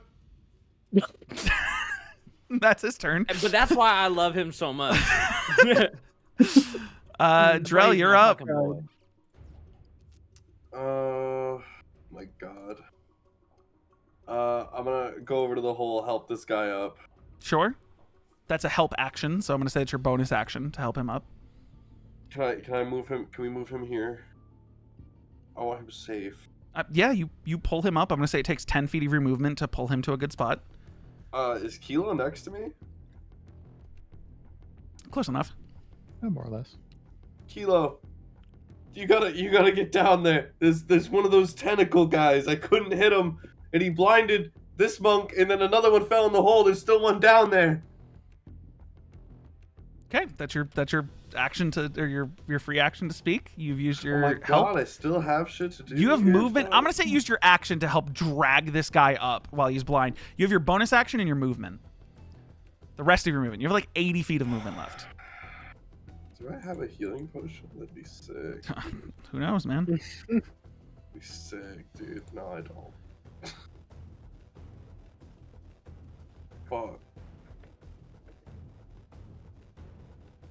This dude's fucking blind and I'm fucked up. Can I just help him to his feet? Sure. I'm gonna lead him away from the hole. Okay. I mean, use we're your gonna movement go to pull him away. Yeah. We're gonna go over like here. Yeah, of course. That's it. I'm not fucking jumping down that hole. Yeah. Mardor, you're up. Is there still someone struggling in the hole? As far as you're aware, you saw Drell saying something to Kelo. They seem to be over there and still concerned. You don't know. Like, looking down into the hole from where you are now, you don't see anyone. She'll walk a little bit. Still don't see anyone. Nobody? This What are y'all monk, so talking the about? tunnel goes down and then towards the worm. So they're in the tunnel. You cannot, unless you get to the south side of the tunnel, you cannot see like what's going on here. Is there somebody down there? Says to Drell, I assume. Yeah. Yeah, there's one more monk still. And she'll go to the edge. If you're down there, come over here.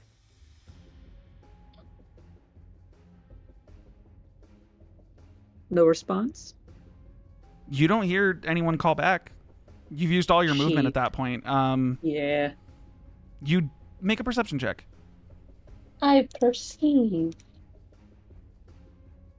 With this button. Barely.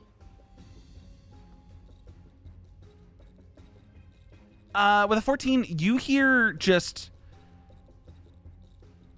chittering and grunting as if like things are fighting. Muffled. Oh, Christ. It sounds like they're still going. Let's see. What do I have?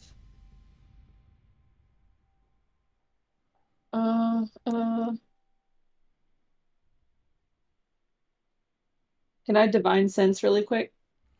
Yeah. Your divine sense is Fey Fiend Undead? Or is it just is that the Celestial Celestials? Fiend Undead. Celestial Fiend Undead. You don't sense anything. Shit. I hear stuff, but I don't know what it is. Drell, are your friends still down there? There should still be one, yeah. Shit. She... Well, I don't have any actions or anything, so I can't go any farther. Okay. You guys hear a struggle. I'm gonna roll some things real quick. Oh my god, no, dude. He's gonna Oof. fucking man. Oof. It's more than enough damage. No, dude. With one pulse, Mardor, as you're looking down, you see the monk backed up, like trying to push back one of these orbs that's slowly like absorbing into him, and his body just starts to like lock in positions in an unhealthy way before another orb pushes past the first one and pushes him backwards, and he down the hole. Oh my god. Orbs? Orbs. Like the orbs that you fought the Correspond before. When you fought the Correspond Seer and it did those orbs that could deafen, blind, or frighten you. Oh, Lord. And then make another perception check, Mardor, and Kelo. Oh. Both of you can. Okay. Pretty good.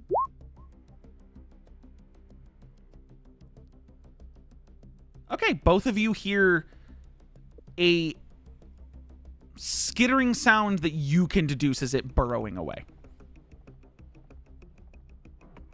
And that's going to take us out of initiative order. Oh, and shit. we are out of combat. Oh, Well, that's boy. lovely. Sounds like something has escaped. Fuck. Yes! With Jin's still booming ass voice. That was crazy. Yes! Yes! That was I knew this thing had a fucking weakness. I fucking knew it. My books didn't say, but I fucking knew it had it. Everything is killable. Everything. Hey, can we get some help over here? We're a little battered up over here. Hold on one sec. He succeeds his wisdom saving throw and his eyes turn back to normal. The bleeding in his ears has stopped and he's just like collecting himself. I will go over and help Drell. Jin will cut doing? off a tendril for a trophy for himself. Sure. Oh my god. Easy enough. He turns to Ben. I'm gonna send this back to my little brother. Now that the worm's dead, by the way, your Hound of Ill-Omen just barks and disappears. No! Bro, he's gone. No! No! I'll put my hand on Valsis' shoulder and put, no, he's in here, pointing to my heart. Just move you over there. I'm gonna Pets your pull my chest. attention I away can't from this pet him in mechanical there. ball and go and assist my comrades. You're doing what in assisting your comrades? I'm just gonna pull my attention away from this ball on top of the monastery that's flying, Sure. and just go and help. I'm gonna go straight to Mardor. You don't have to move your tokens anymore. We're out of initiative Yeah. order. You guys are good. Mardor, I'm gonna give you let's do a third level cure wounds. Kelo jumps in the hole. Oh, It's the smartest thing to do. thank you. Let's see how much HP. 19. Whoa. 19. 19 points of damage. Pretty good. Thank you. I do want to make it other people's attention that we are being watched, and there may be reinforcements on the way. So we may, I'm not entirely sure, but that has been. I've What do you been mean? We have looking at that Skyfriend? for the last couple of minutes or so. It's not stickies. Who wants to roll me a D100? Me.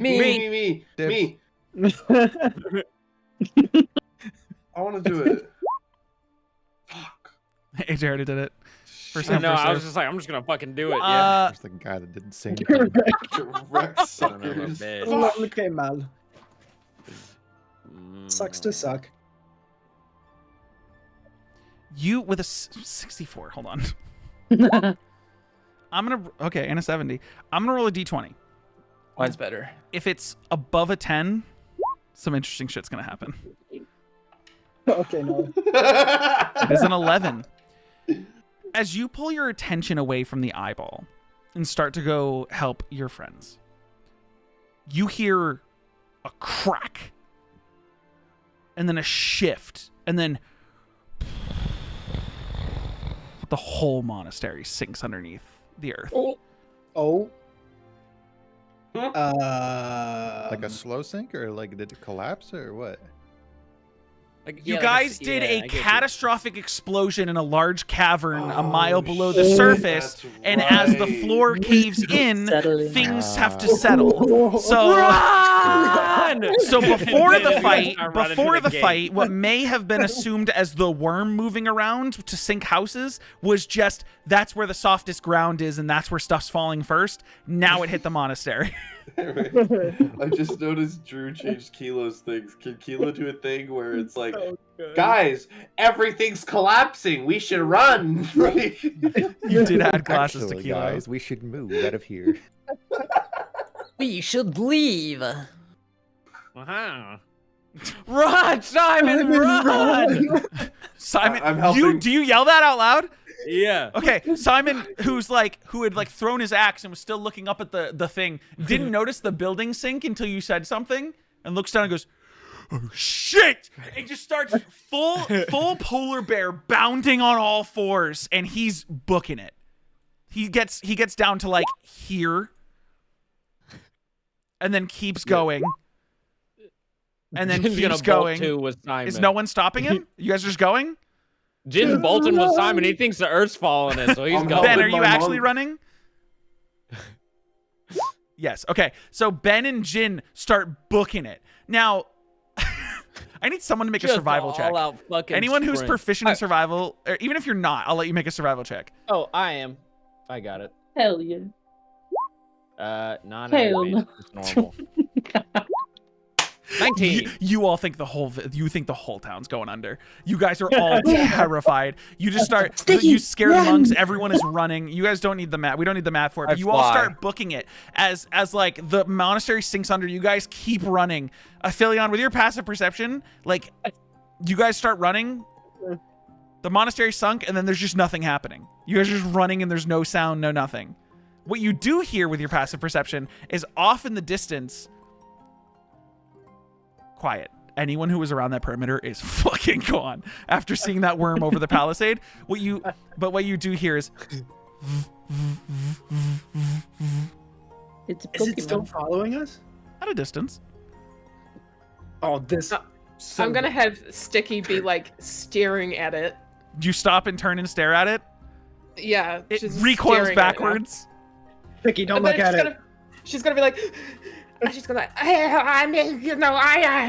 maybe we should just go. Maybe we should leave. I don't know. I think we should go. I think, yeah, we should leave. We should leave. We should just get out I of don't here. like it. I'm Do gonna we cast not wanna, another like- guiding bolt at it. Go ahead, roll me the attack. Has Ben ever seen something like this? No. Actually, you know what, Ben? Without using a recall point, I will give you the option to roll me a history check. Another 19. 19 misses. A 9. No, you've never seen this thing before. It's too far up in the air for you to really get a good view of it as Ben. So it like backs away whenever Sticky looks at it specifically? Sticky is intentionally giving it like a fucking... Like, you... Make an insight check, Marador. Okay. Ooh, can I roll history? Sure. Can I unsettle it? Oh, it needs to be 15 feet. A 16. You're not just seeing Sticky look at it. You're seeing Sticky look at it and then... And every time she does, it recoils backwards. Kelo, a 16.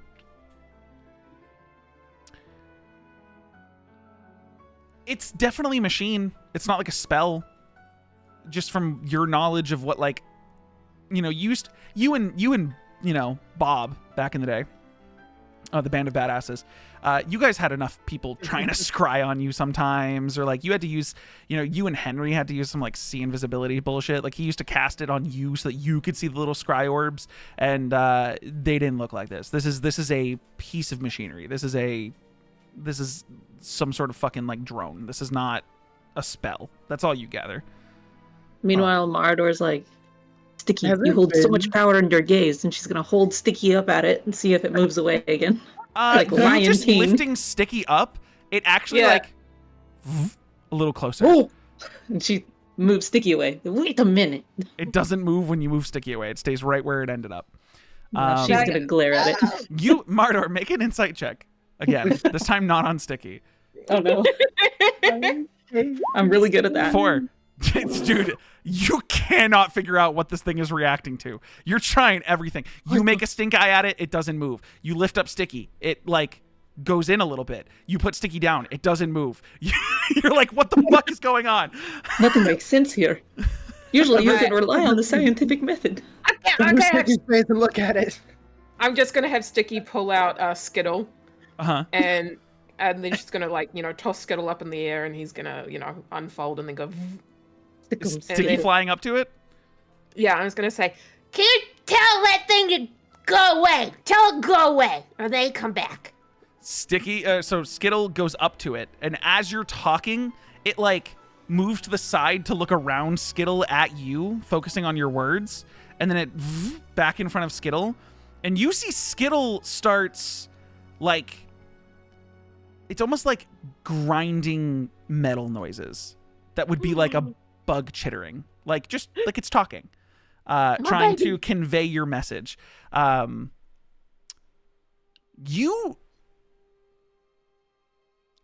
have to see how the homunculus servant works, because I'm curious whether or not you can look through its eyes.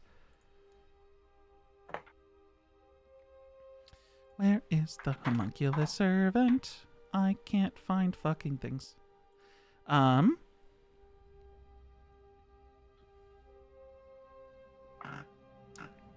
You can channel magic through it, but it's not like a familiar where you can see through it, is what I'm seeing.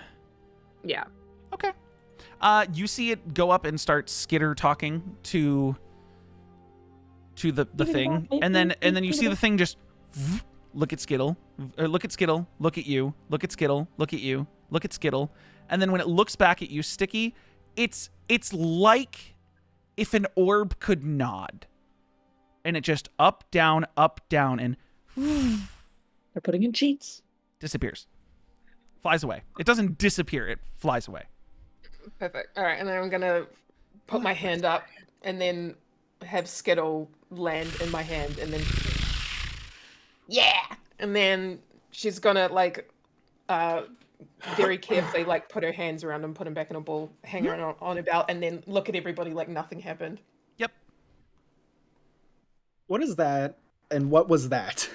You guys have seen Skittle before. She showed you guys Skittle down in the pits. It's her little, she has this fire opal that looked like it was attached to like, almost like a stopwatch, like one of those little like fancy like trinket watches, but it's just like, it was a piece of gold that this fire opal is like affixed to, and it's an orb that she has like hanging off of like a piece of clothing or a necklace or wherever she decides to put it on that day. And what happened is she pulled it out into her hand, and it unfurled wings and looked like a little scarab that could fly, a golden scarab with fire opal eyes, almost like who's the X-Men? Cyclops, just like a red fire opal eye, one big eye, but kind of like two. It flew up and came back. It looks like a piece of machinery, but this is for sure imbued with magic. Yeah. What? Huh? Don't worry about it. It's fine. Skittle told him to leave, so we're fine. Everything's fine.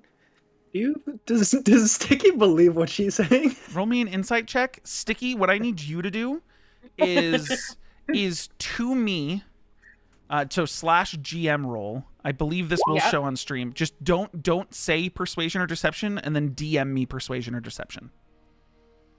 Okay. But you're choosing between the two and GM rolling me the number. Do I just do /GM roll?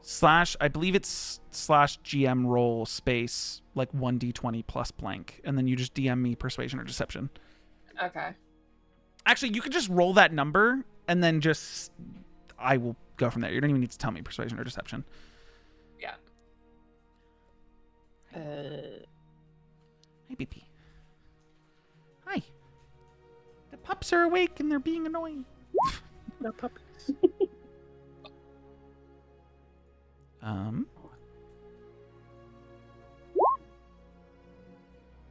You don't type deception into the game. Don't worry.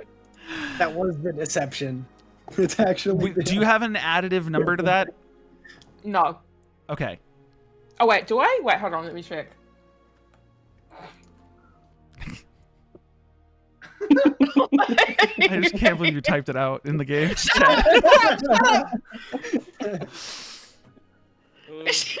Do you have plus anything? No, I have this. I'll hold on. I'll DM you. Mistakes happen. Oh, now you'll DM. Which is what I asked you to do in the first place. Oh, okay.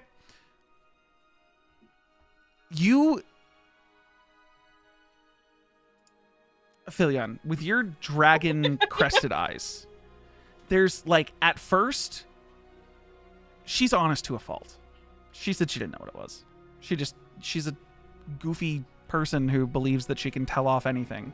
It's a level of confidence and bravery. And as you're about to give up on like, okay, she doesn't know what it is, it's fine, you realize that as you go to turn away, this includes your passive perception, you catch a brief flicker of her just being like, to the fact that you were about to give up. And that tells you what you need to know. She knows what that is. All right. Do with that information what you will. We gotta fucking run! The earth is collapsing! You turn around and start yelling that, Jin, and nothing's moving in the distance. I think we're all right. Simon! Simon's, at this point, you're still booming. How long's your booming voice last? 1 minute. You're out. Probably You're over out. Yeah, you're out at this point because you guys went through 3 or 4 rounds of combat, and that's 40 seconds. Plus, you already yelled it out to the people around. Running. So you go to yell at him, and it's like your voice starts with like Simon, like that. It's you get the sigh out super loud as it fades out, and you're starting to yell out at him. I need you to make me a persuasion roll at disadvantage to try to like be loud enough to get his attention. Jesus. You screamed for this man to run. He went full werebear, full primal, down on all fours, and just boof, boof, boof, boof, and he's out of there. Good for him. Make a wisdom check. Good Just for a wisdom him. check, not a saving throw, just a check. Yeah. God damn it. Oh no. Yeah. Well, he's gone. No!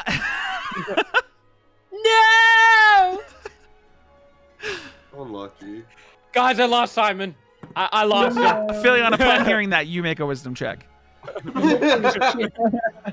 you see him, Aphelion? He's gone. He's fucking gone. Why is this like Dora Shit, the you guys Explorer? didn't get him paid. Now you owe him don't. money. No, Oh, we no. don't. He's the one that No, ran we don't. away. He ran away. At your command. 24. No. That's what the Didn't wisdom ask was, that you in forgot to advance. pay him. That you were like, you realizing in this moment, like, fuck, we forgot to pay him. Like, Jin was going to be like, Simon! Well, he's gone.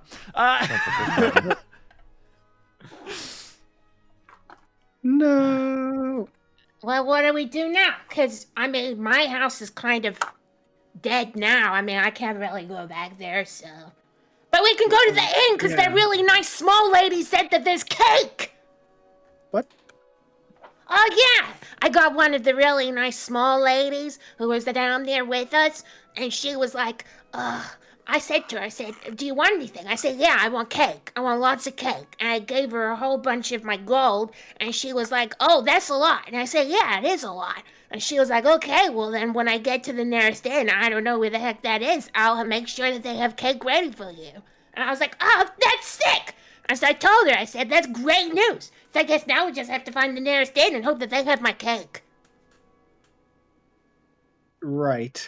Right. Do you know where the nearest inn is? There's no way we're about to go to an inn You for have no cake, guys. fucking we idea. We gotta get back to fucking Mistall. What about my cake? You guys look What around right now. about You are horses? the worm's body my is dead on the ground, God. and you guys are surrounded by Oh, multiple there's a lot of corpses. bodies. Yeah, There's a lot of bodies. Oh.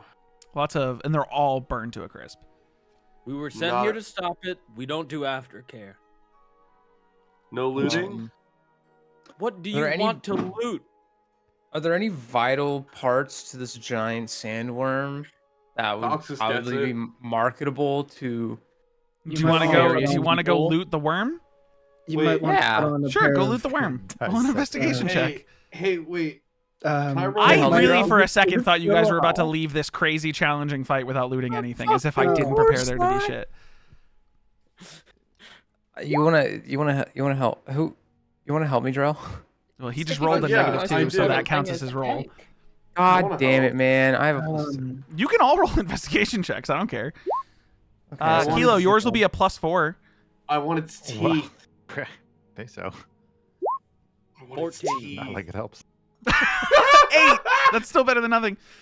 You Kelo, you start walking around to the bodies, and instead of looking over them for loot, you're like really starting to grasp just what burning does to a body. And that's crazy. That's like crazy. He just has that, the science of it is just like unbelievable. All right. Wow. Sticky's gonna watch them like looting, and then she's gonna follow suit. Sure. Make an investigation check. Okay. +8. Yeah. You guys kind of like go over to the worm and start like looking for like teeth and things. You guys realize this thing didn't have teeth. It had barbed tentacles that were coming out of its face. And you're like, okay, well, this is a correspond worm. And Jin, you're trying to think like, okay, well, I've never had to fight a correspond worm, nor have I seen one sell like parts sold on a market. So I don't know like market value. You're like trying to calculate and like cutting a piece off and going like, now how heavy would this be? And you're like trying to do that. A Sticky walks over. I don't even know this is edible. You guys are all discussing like the cost effectiveness of selling body parts of this worm. And Sticky just kind of walks up and almost like walks into where your ice slice had like opened up a cavity in its body. And she just steps in, and Sticky, you just see like a bunch of shit. Just like it's not burned. Like there's a bunch of stuff that is burned. Like it's like you see like the ashes of like burned cloth and yeah, like ripped up bodies and like just remnants of stuff. But in it is like stuff that looks like it probably wouldn't just burn away. Like you don't know what that means, but it's not burned. There's just a bunch of stuff. So you find Is it hot still? She hasn't touched it. You find what looks like a golden rod that has like at the head of the rod where normally there would be like a gem or something is instead in the same kind of gold a perfectly shaped banana peel made out of gold. You find a excuse me, I'm giving them loot, back off. Yeah, back off, it's my loot. You find a hour. Hold on. I want to make sure I give you the right visuals for these things. Give me 1 second. I need to pull something up. And then I'll give you guys actual proper handout visuals later. Oh my goodness. Magic items. Magic items. Mm-hmm. It's a good thing I have identify. You see a vial that is very thin in nature, rounded at the bottom, a cork in the top, and there's a sticker on it that seems like the sticker didn't even burn, and it's got 2 little orange slices, and the liquid inside is like an orange to yellow, just it's like slowly moving around. Yo, apples to oranges. You find a green cloak that on the inside of it looks like the outside of it bright green. The inside of it looks like it's attempting to match the colors and designs of the inside of the worm. You find... I have these things written down, but I have to find them. You see, almost akin to Skittle, but different, what looks like the carapace of a large scarab beetle, but like one with like a horn and its legs are still attached, but it looks like its body parts have been like attached to a metal perfectly shaped shield.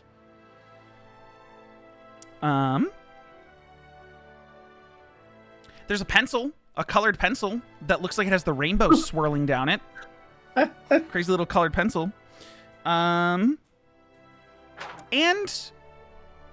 a pointed, it's like it has very sharp edges with a sleek design, a black and in the right light dark navy blue key that seems to shimmer with a glow of blood. I know what I'm taking. Ben. The pencil. Yep. The pencil. Ben, What's me up? boy. Your sword seems to be weirdly like it almost feels like the weight of your blade is trying to, as you, assuming you've sheathed it. Yes. Yeah, Sure. probably. Or actually, it may be on the ground. Like no, I will sheath. Okay, you've sheathed it, and you feel like from your hip, just like you're being like, you think you're crazy for a second, until you really focus on it. You like start to move around. You feel like you're being pulled in a direction, not like heavy pulled, not like you're being like forced to move. You can walk in any direction you want, but you feel like your blade is like trying to go somewhere. I'd take it out. Sure. The weight of it feels normal, but like as you're like moving it around, it for sure feels heavier in a direction. In what direction would that be? Right now, towards the rest of the group at the worm. Give me 1 second. Oh, These there's dogs have pressed the something. button to go outside a million times, and I think they're getting really frustrated. There is something in the body for that blade. Meanwhile, I'm just gonna have Sticky That's come out, crazy. just dragging all of these items like Jesus. in her arms, being like, Check this stuff out. Look, I found some really cool shit. So, Ben, it's pulling in the direction of the group, and it's up to you whether or not you want to, like, experiment and looking more into it. Yeah, I'll metal detector it. Sure. As you do, you notice that while the group is like trying to cut off pieces of the worm, it seems to be leaning towards Kelo, who's analyzing burned corpses. Oh.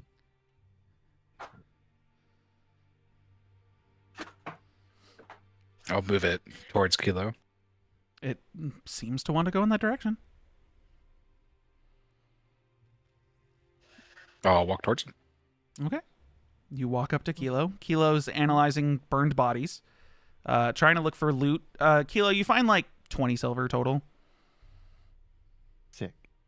Ben walks up to you, holding his blade out, not in like a hostile way. I'll put my hand out. Okay, take the silver. It's fine. I don't want to. No, I'm not trying to hurt you. The blade's just dragging me here.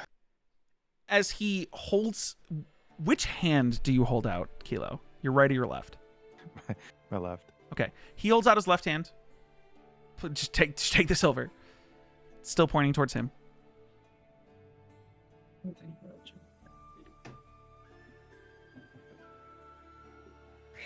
I'll take it. You take the silver. What? I don't have much else. What do you want? I'll like wave the blade over the silver. Nothing happens. It still seems to be pulling slightly. It's so slight, but towards Kelo. I'll put it back in his hand. Did you make an investigation check? Me? No. Please make one now.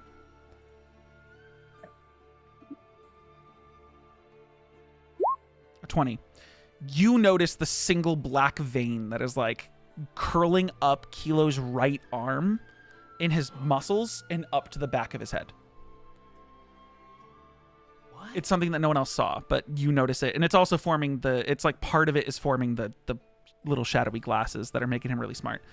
That I'll put happen my with other his age. hand out. You I'll put my your other hand and out. Say, I don't have anything else. That's it. He puts his other hand out, and your sword just up to that arm. What the fuck? You guys are still Jeez. fucking with bodies and like the worm and like Yeah. Sticky I know, I'm showing just you guys her listening and hoard. Another key. Yeah. I'm gonna keep adding fucking keys. I know it's like the Corey's giving Valxis shit, but it's so fun just giving him keys that do stupid shit. Something. I think I'm gonna wave Astarion over. Astarion? Aphelion? Aphelion. Astarion's not in this game. He's in somewhere, depending on how you played. Oh, whoops. Whoopsies. I'm gonna wave Aphelion over. What's yeah? You walk over, Aphelion, and Ben currently very gently has his sword in his hand, and the blade is like pointed up at Kelo's hand. More so his wrist. As Kelo's hand is out like, whoa, I don't have any more. You're what's going on? Are you shaking down Kelo? No, here. Come grab the blade. Okay. Yeah, I'll try and like is there like a dull end that I can push with my hand? Or like I just grab the whole blade? I mean, I hand it to you, like with the handle. okay. You go to hand Aphelion the sword. Aphelion, you touch it and quickly pull your hand back, and you take 2 points of necrotic damage. As it, like, the shadow of the blade lashes out at your hand and, like, singes it. Take 1 point because I'm resistant to necrotic. Sure, yeah. What is wrong with... Are you doing anything? Ben's holding it fine. And I show him, like, the burn on my hand. Like, what does it look like? It just... You almost look like you got, like... Someone took, like, a ruler and slapped your hand. Like, it's not like you've been burned or anything. It's just a whack. You can go to try to direct the blade if you want.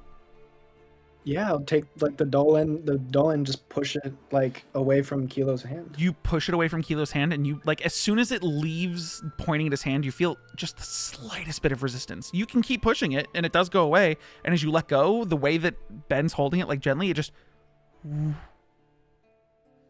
Okay, what are you guys doing? Is there? I don't know. Is there when I feel that resistance? Do I feel like that there's something else pushing on it? Like another, like some sort of like something. I mean, resistance is resistance. It's not like I don't know if you'd be able to tell whether a person was pushing it from the other side or if it was doing it itself. I mean, it's resistance. It's like if you took a compass needle and you were trying to push it. It wants to go back, but you can push it. It'll go back though. What about this black vein on Kelo? Doesn't seem to be like moving. You'd have to get closer to Kelo and do a full blown investigation or medicine check. If he allows it.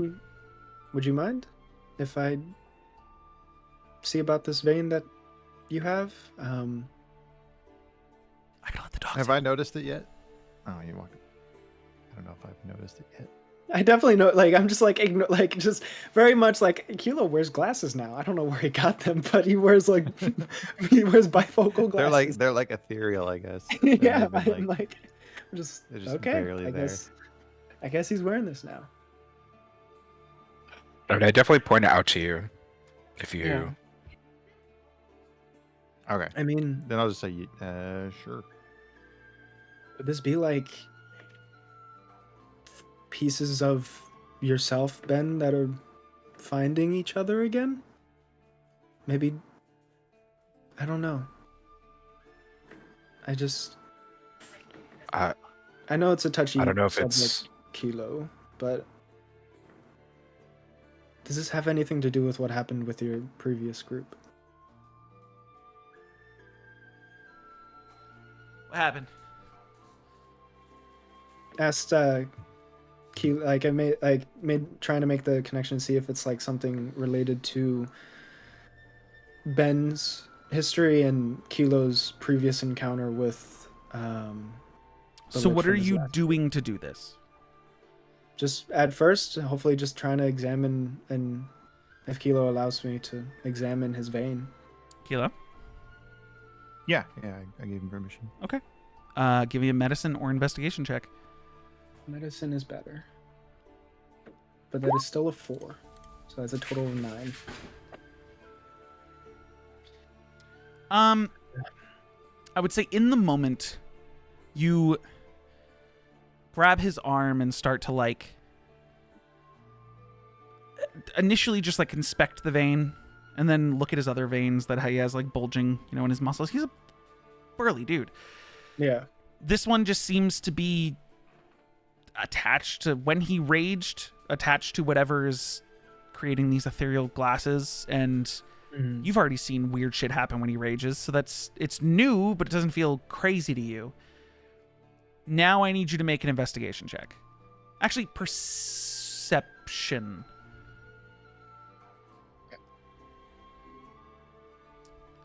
Much better. A little bit. On that hand, or on that arm, from his right wrist, he normally has his gauntlets that go down his arm and down his wrist. You're still wearing those, correct, Kelo? I have the gloves on now. Yeah. Or the gauntlets or whatever. Yeah, the gauntlets. From underneath the gauntlet, you almost didn't notice it because you were tracing the vein. But you see just like almost like a black smoke, but you can tell it's a type of shadow just like leaking out from under his gauntlet and wisping towards the sword.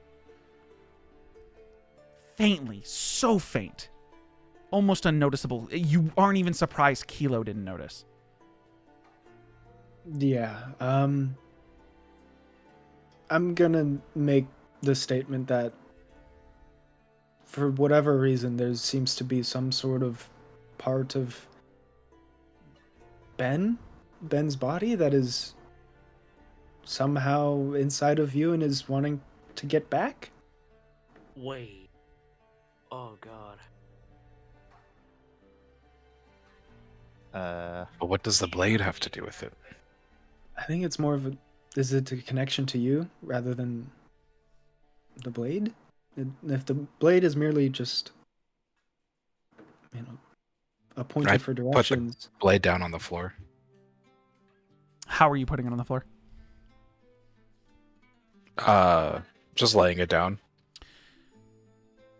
You lay it down on the floor, and in the last moment before you let it go, you feel it.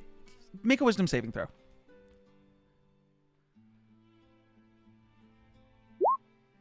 You easily put it down, but in the last moment before you do, you feel like this compelling urge to not let it go. And as you lay it on the ground, it points towards Kelo. Can I pick it up? Sure. You walk over and pick up. Which hand are you picking it up with? My right hand. You pick it up with your right hand, and it's almost like when you grab it, it pushes for you to pick it up faster. And you pick it up and you hold it in your hand, and it towards Ben. Huh. Aphelion, keeping that perception, you see the shadows now that are leaking out of his wrist are like touching the hilt. Oh.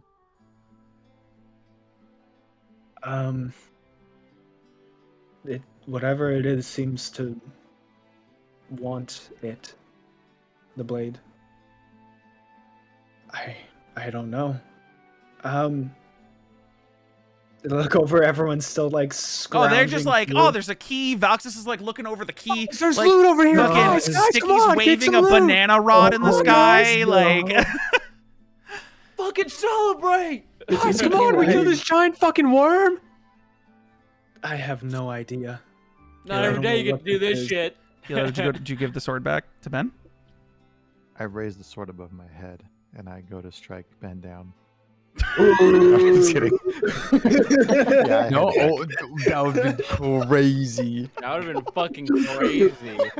God. To be clear, I'll hesitate before grabbing it. Okay.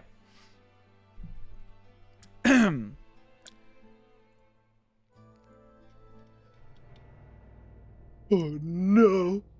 Kelo, holding the sword in his right hand, goes to hand the sword to Ben. And as Ben grabs it, and this is the most connection physically the two of them have made since they met. Oh my god. The handshake. Both of their hands lock around the hilt of the blade, and neither of you can pull away. And the blade is pointed up, and both of your hands are clasped around each side of the hilt. Fight. Are you guys, are you holding on to each other? Are you trying? You guys don't feel like hostile towards each other. You just can't let go. It's like you're literally clasping hands with the hilt in the middle. I'm trying really hard to let go. To make a strength saving throw. Oh my god. Oh my god. Wait, Corey, are we still looting the worm, or do we see this now? If they call you over. Oh shit, cool. I mean, I don't think you guys would notice this. So, 15, you're pulling and pulling. You guys see the veins and the muscles in his arm tense. And Philion, you asked the question, like, are you guys, like, trying to let go? Like, you see that he's actively surging his muscles, trying to pull away, and he can't break the connection. The smoke coming out from under his gauntlet starts to pool and be extremely noticeable. Ben, enough for you to notice it too. And it starts to wrap up around the gauntleted hand and around both of their hands, as now you notice from Ben's cloak underneath his robes, shadow is pouring out from his arm, and the shadows are coalescing around the hilt of the blade, covering both of their hands in this orb, and slowly creeping up the blade of the sword. Oh boy. Guys, Ben is also trying to pull away. I will Make a if strength saving throw. possible. If while Ben is trying to pull away, can I pull on his body too, like away from Kelo? Like,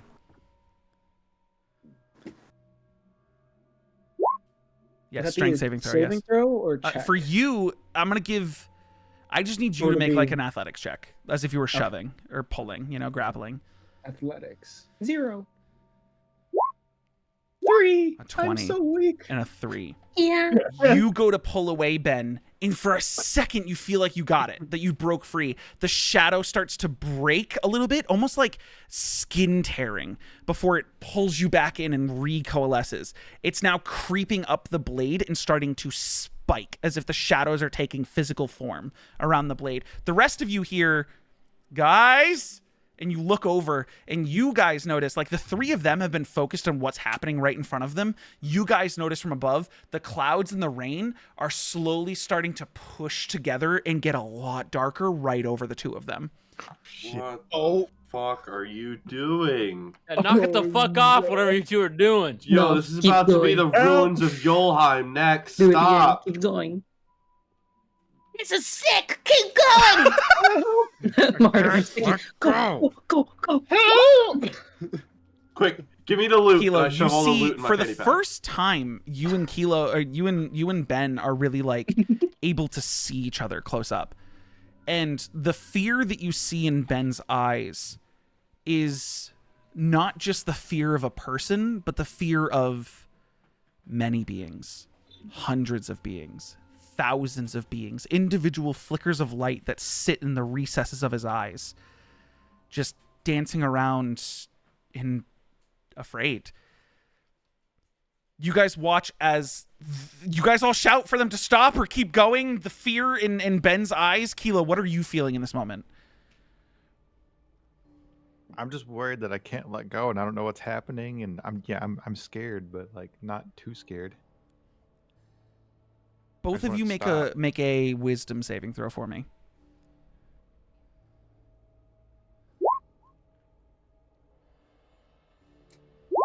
God, I'm dumb. While Kelo is beginning to panic, this is something you feared since you met Ben, that somehow your interactions with the Lich were going to come back to bite you, that you were already worried about traveling with this guy. I fucking knew all it. this shit. I fucking knew it. Ben, for you, you're able to calm your mind and at least think, this doesn't hurt. We're not in pain. We don't know what's happening. You're still afraid, but there's a little bit of solace in the fact that, like, you're not being, like, you don't feel like your essence is being drained. You don't feel like you're dying. You guys don't feel like you're in pain. And that's something you realize. But you look back over at Kelo, your fear, he's panicking. Standing still and firm, but panicking. Aphelion and the other two. If you guys are keeping the rest keeping your distance, or are you guys moving forward? Jin will nudge Val. Do something. Use your magic. Do something. What do you want me to do? I want I don't Sticky fucking to like. know. Make them play fucking nice. I mean, it doesn't look like they're trying to kill each other. It just looks like they're stuck. I don't got any unstucking spell. I don't know. I can help. I can help. Okay. I'm gonna blow them up. That would be helpful. I can blow 'em up. What are you doing, I Sticky? got extra plans. I'm gonna have her run over and then just like kind of almost like try and put her hand like in between them, and then she's going to do like that sort of comical thing where it's like if you've ever seen like cartoon characters like trying to pull shit out of like the ground. Or is that she's just trying to pull the sword out of both of their hands, just going. You run over and being this close now, you don't see their hands. There's just this pouring, coalescing shadow that has encased both of their hands, the hilt of the blade that is now spiking up onto the blade. Can you cast Detect Magic with Subtle Spell? You can. There is some sort of enchantment magic occurring between your hands right now. May I So you go... do have something. I don't know if this will work, but I can try. You used your meta magic to cast it with Subtle Spell. You do so. And Kelo, you feel your, like, the breath taken out of you for a moment as, and you both just, and blink over a distance.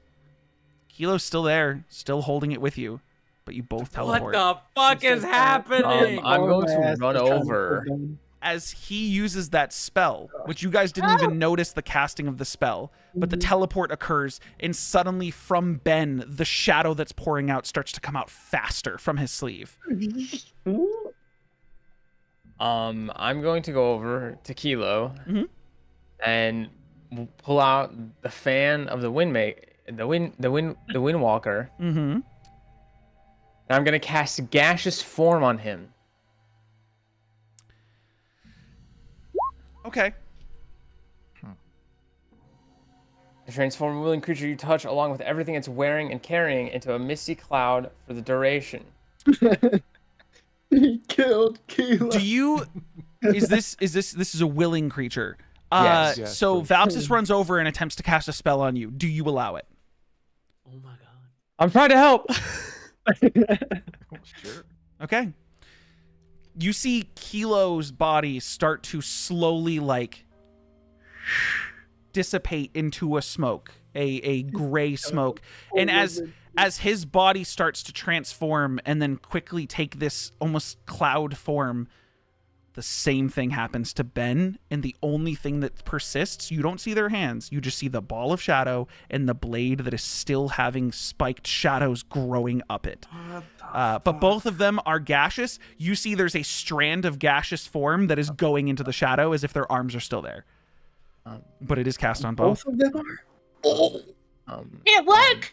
Oh my. The rest of you just see two gray amorphous clouds just... I'm getting close, man. It might have to be hands coming off in a second. Marador has her axe ready.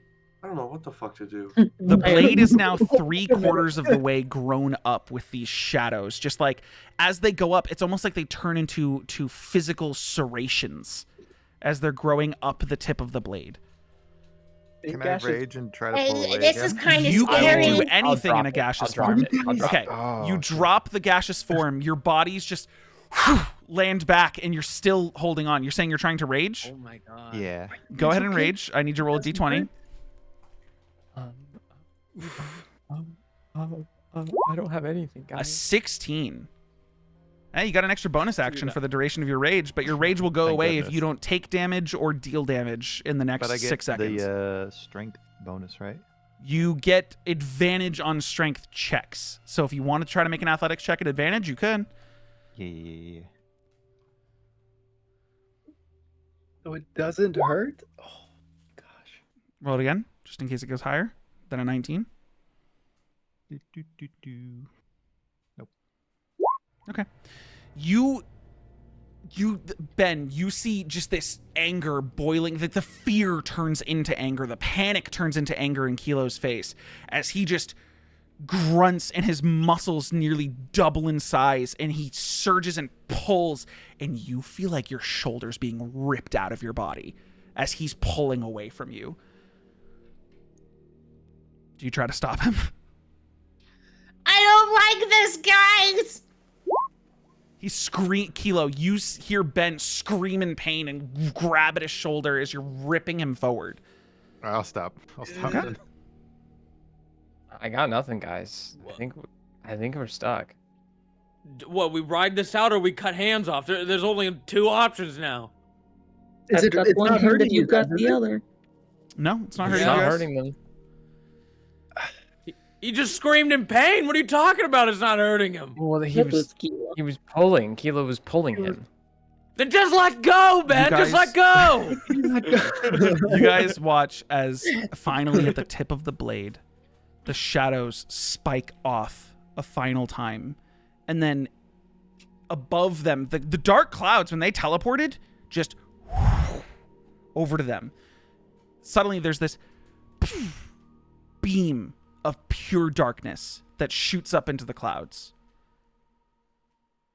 In a slow hum, just a... And the 2 of them are in place. A shadowed, fractured, serrated blade attached to both of their hands. Their hands in a ball of shadow, dripping smoke. And that's where we're going to end the session for tonight. God What? damn it. Wait, they got wait. They got sword hand?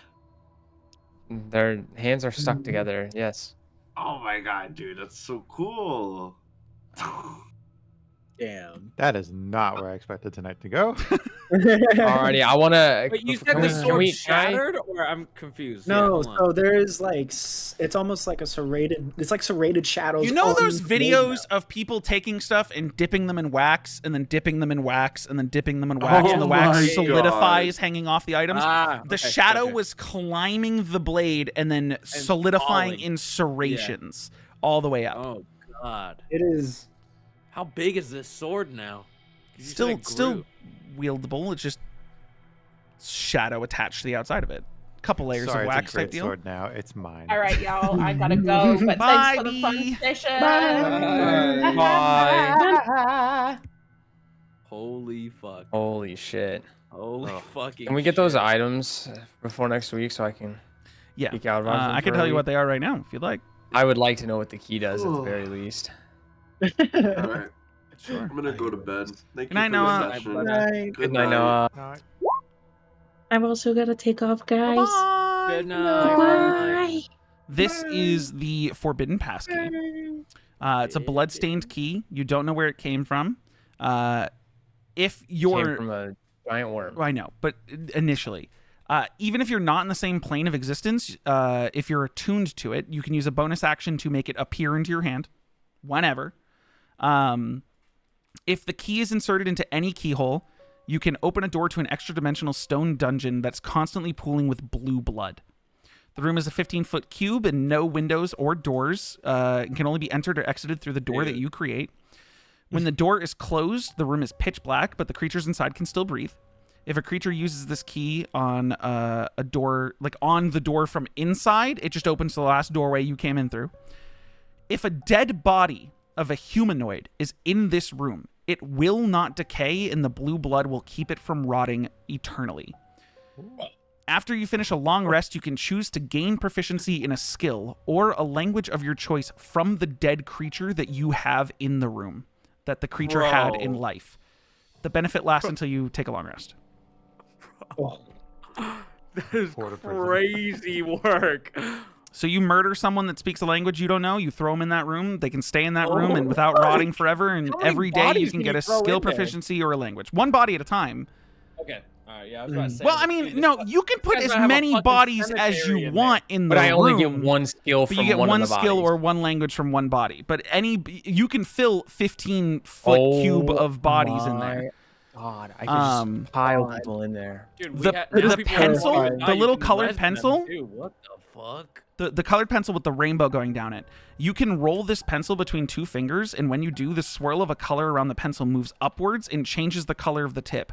You can spend 1 minute to properly apply the eye pencil around both of your eyes. Afterwards, the pigment fades over a minute, and the irises of your irises of your eyes change into whatever color you turn to the tip of the pencil. If you do not have irises, the color of your eye changes. Change lasts for 24 hours, and it has 10d10 uses when you find it. Changing the color of 2 eyes counts as 1 use. So eye color changing pencil. Shield Scarab. It's a shield that can be lent to someone you wish to protect.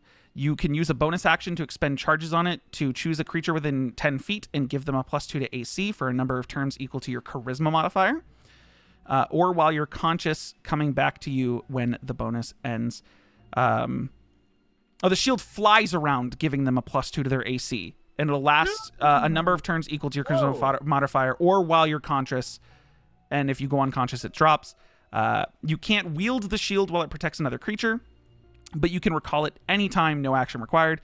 The shield carries you headfirst into action with its wings. When you move at least 20 feet in a straight line towards a target while wielding the shield, and then hit them with a melee attack, you can use a charge to shove them up to 15 feet or knock them prone, your choice. The save DC for the shove is 10 plus your charisma mod plus your proficiency bonus, and that is the Scarab.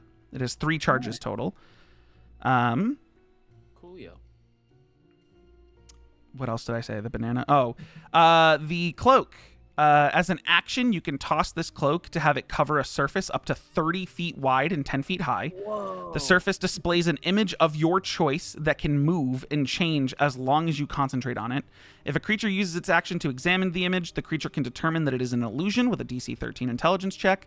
If the creature views it from the side or back of the surface, the illusion fails. If the cloak is affected while this property is active, the illusion becomes distorted until you use an action to flatten the sheet. Once you use the property, it can't be used again until a long rest. You can also use a bonus action of the cloak to fly up to 30 feet in your direction and tie itself around you. But the cloak is not to disguise a person, it's to disguise a 10-foot high, 30-foot wide space.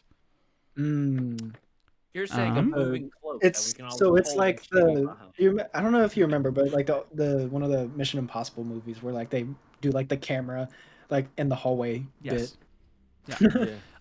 The potion is a citrus infusion. It smells like freshly squeezed orange juice. When you drink it, you get an advantage on saving throws against spells and other magical effects for 1 minute. Alternatively, you can use the action to add the syrup to another potion to add this potion's effect to another potion, so you get 2 effects at the same time. Banana peel. And that's it. Oh, the banana peel. Right. Or yeah, whatever the golden rod was, yeah. Yeah, it's a banana peel. Hold on. That's sick. Banana peel, where are you? This is a rod of slipping.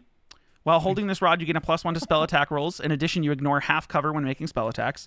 You can use a reaction to point the rod at a creature you see walking or running within 60 feet. When you do, you magically conjure a slippery, ethereal banana peel under their foot. The creature has to make a dexterity save against your spell save DC. On a failed save, they're knocked prone. You can use this twice per long rest. Reaction banana peel.